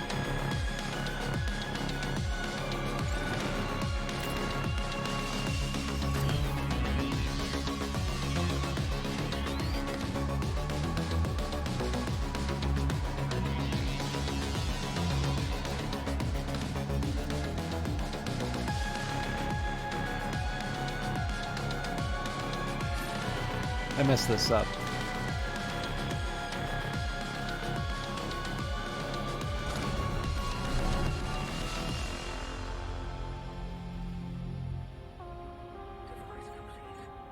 Device complete. Device complete. Okay, so we're already producing the tier 2s that we can. I'm just being slow. And I don't know if we're done repairing, but I am at least going to turn off the lasers. Actually, I'm going to be a little more aggressive this time. It's going to be the lasers and the med pod. And again, that's just so that I can build my... Oh. It doesn't matter, though, if I don't disable the generators. So again, just to try and improve my fuel reserves. Okay. The ship's ready to go. So we're probably not going to be generating a lot of fuel.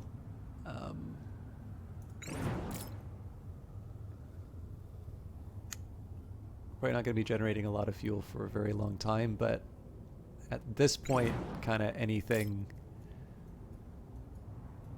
works for me.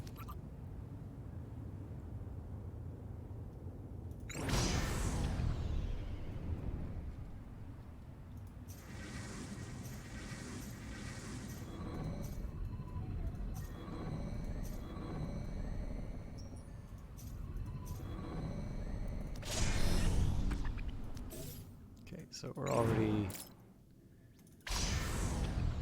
behind.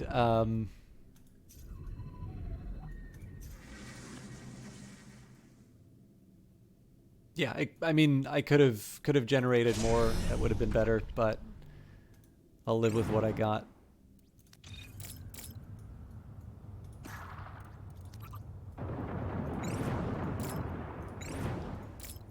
So the hunting cobra is actually going to take quite a bit more damage than I wanted them to, just because I was too busy fiddling with this. Fortunately, it doesn't have that much health left, so it won't mean, like, it won't be the end of the world. I might send it off for sort of immediate repairs though, and let the big one take care of the remnants.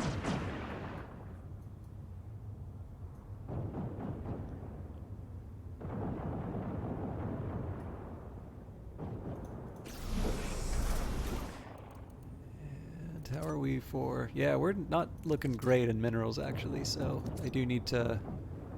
I think I need to smarten up as far as my my next priorities, because we're not really in a position to take on Wave 4 comfortably, and really I should be, because I've got 2 shipyards already. So, big guy's gonna take care of the shipyard, little guy's gonna go get repaired, and we should finish our proper mineral refinery.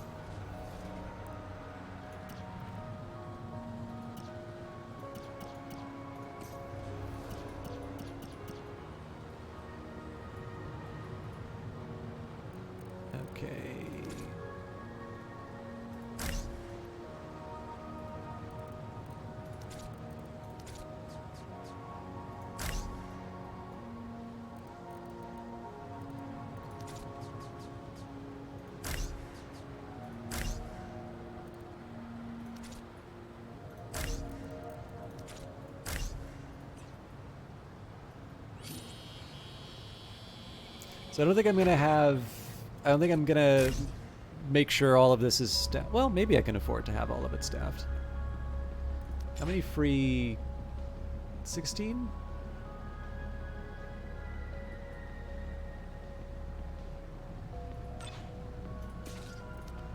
I'm not sure. This is a lot of positions to be filling. 1, 2, 3, 4, 5, 6, 7. Yeah, so that'd be like half of my workforce suddenly becoming dedicated to minerals. Then again, I mean, that is going to be the thing that I build a big navy with, so...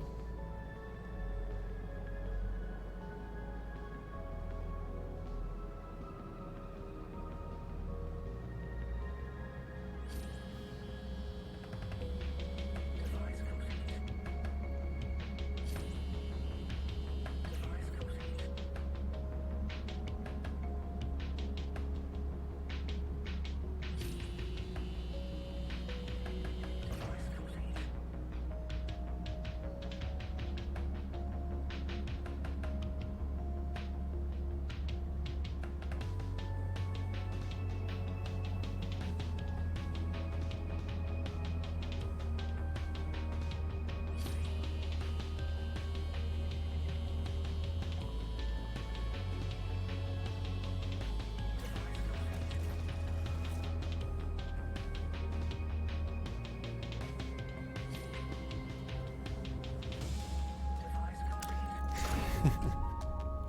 I completely forgot. I need to upgrade my energy pylons. I actually don't think I have the isotopes to do a proper upgrade too. So...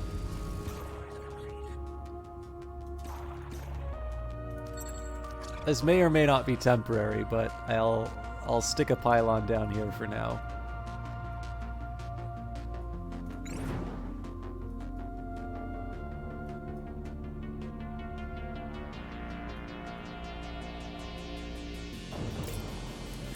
I was just being impatient. So, I mean, there's only 2 more rebel camps to go. I do probably need to put some thought into, like, so if I take a look at my overall resources right now, this isn't great, right? 15 energy and 8 fuel. This does not scream to me that I want to be building a bunch of, like, office buildings and such. Now, admittedly, that's just because I built a big factory here. I think I'll probably leave it be for now. Oh crap! No, this thing's gonna destroy my energy. Okay, we are only gonna have half of this enabled.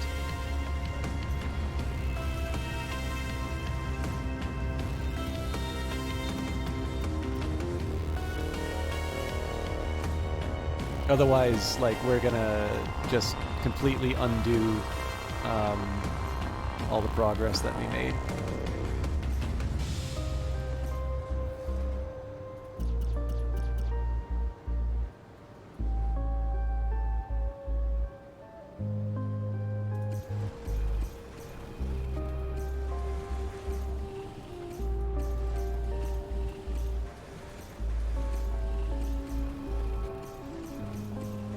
Okay, yeah. So this is ready to go.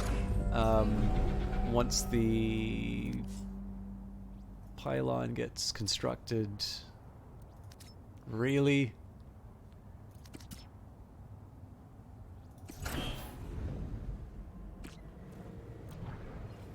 It's the wrong building.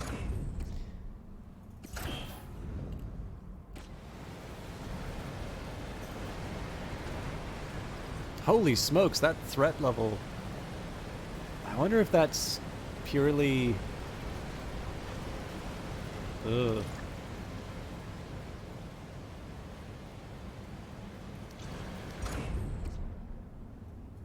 I wonder if that's purely me just blowing up the rebel camp.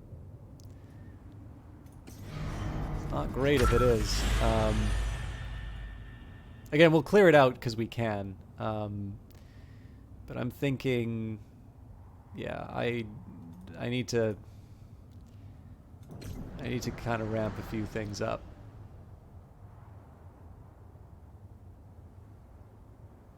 Where does it say the cap? 150. Cool.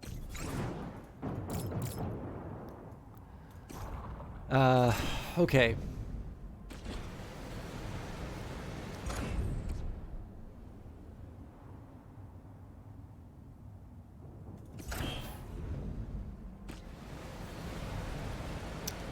So, what's the story?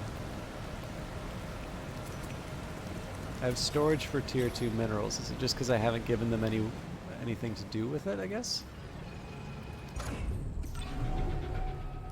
What's a cheap little 5 mineral thing I can get them to work with?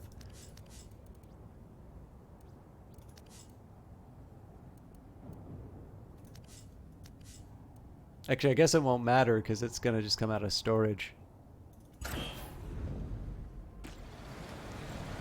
Okay, good.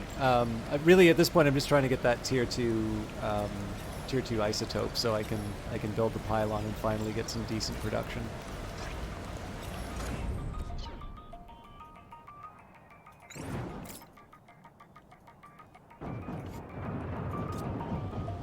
Oh, crap.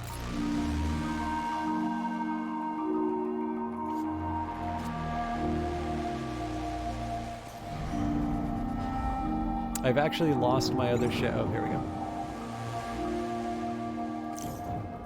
This is probably going to do a fair chunk of damage, but I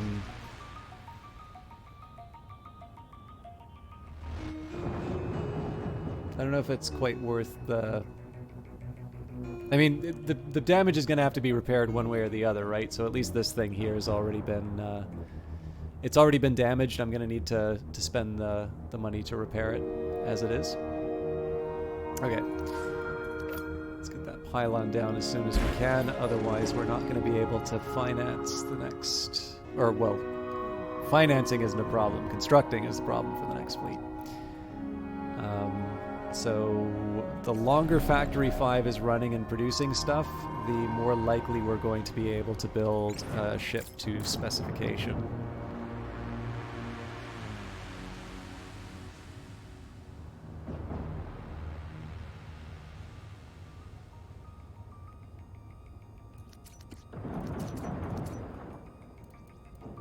If we were to build from a blueprint...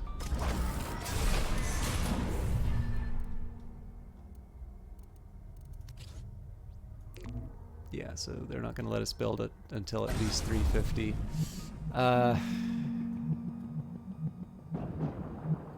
Yeah, this is going to get a little complicated, I think. So that... Okay, that's already a priority. Best I can do right now is... Okay, once this turret's down, I'm going to get the Tethys to heal up in Shipyard 2. Hunting Cobra is going to go just finish off, you know, whatever camps it can. The reason I'm doing that is just on the chance we're not going to have enough minerals for the kind of the next set of ships.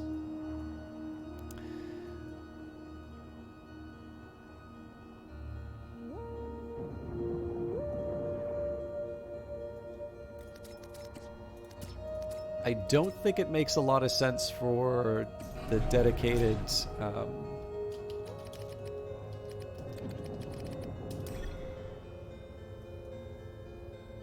don't think it makes a lot of sense for me to have the same sort of focus for isotopes that I do for the mine, just because I'm only sitting on 37 tier 1 isotopes right now. Oh my god, really?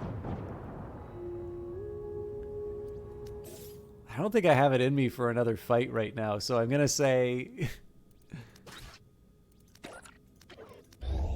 I'm actually gonna leave it here.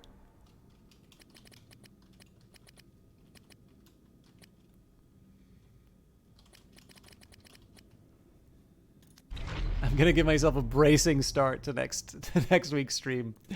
So yeah, I'm definitely learning. So the problem with what I did there is that there is really no there is really no advantage to me actually taking out that turret. That's just purely there for me doing stuff. And what I accomplished doing that was basically just make the rebels angrier and have a weak ship to face a near instant retaliation from the rebels. What I'm going to try next, there's two things that I'm going to do. We've now got our mineral refinery constructed, so that will hopefully I'm going to be able to build a better fleet out of that. So what I'm going to try and do is see if that second, so we're going to do the same approach that we did with that other rebel base, which is we're going to see if we can kite out the patrols, take them out one by one, and then just have this nice combination of the, of one screening ship. The good news is that with that other mineral refinery, so in the grand scheme of things, I should be able to build 4 of my, my best ship right now. I don't think it's too much to ask for those minerals to be refined reasonably quickly. In the worst case scenario, I can definitely build a mine. I would kind of hope that I'm able to build some more workers. But I don't know. I just think in general, we should probably be able to use the fleet-based strategy to see this thing off. The only thing that I'm a bit worried about here is that I think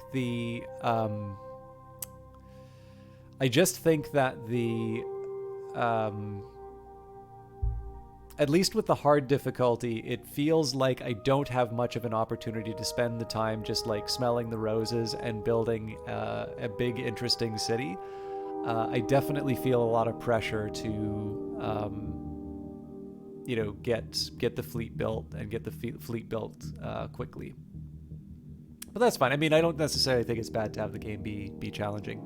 So just a quick word in terms of plans for the rest of the week and moving forward. Friday we're going to be back with Wolfenstein.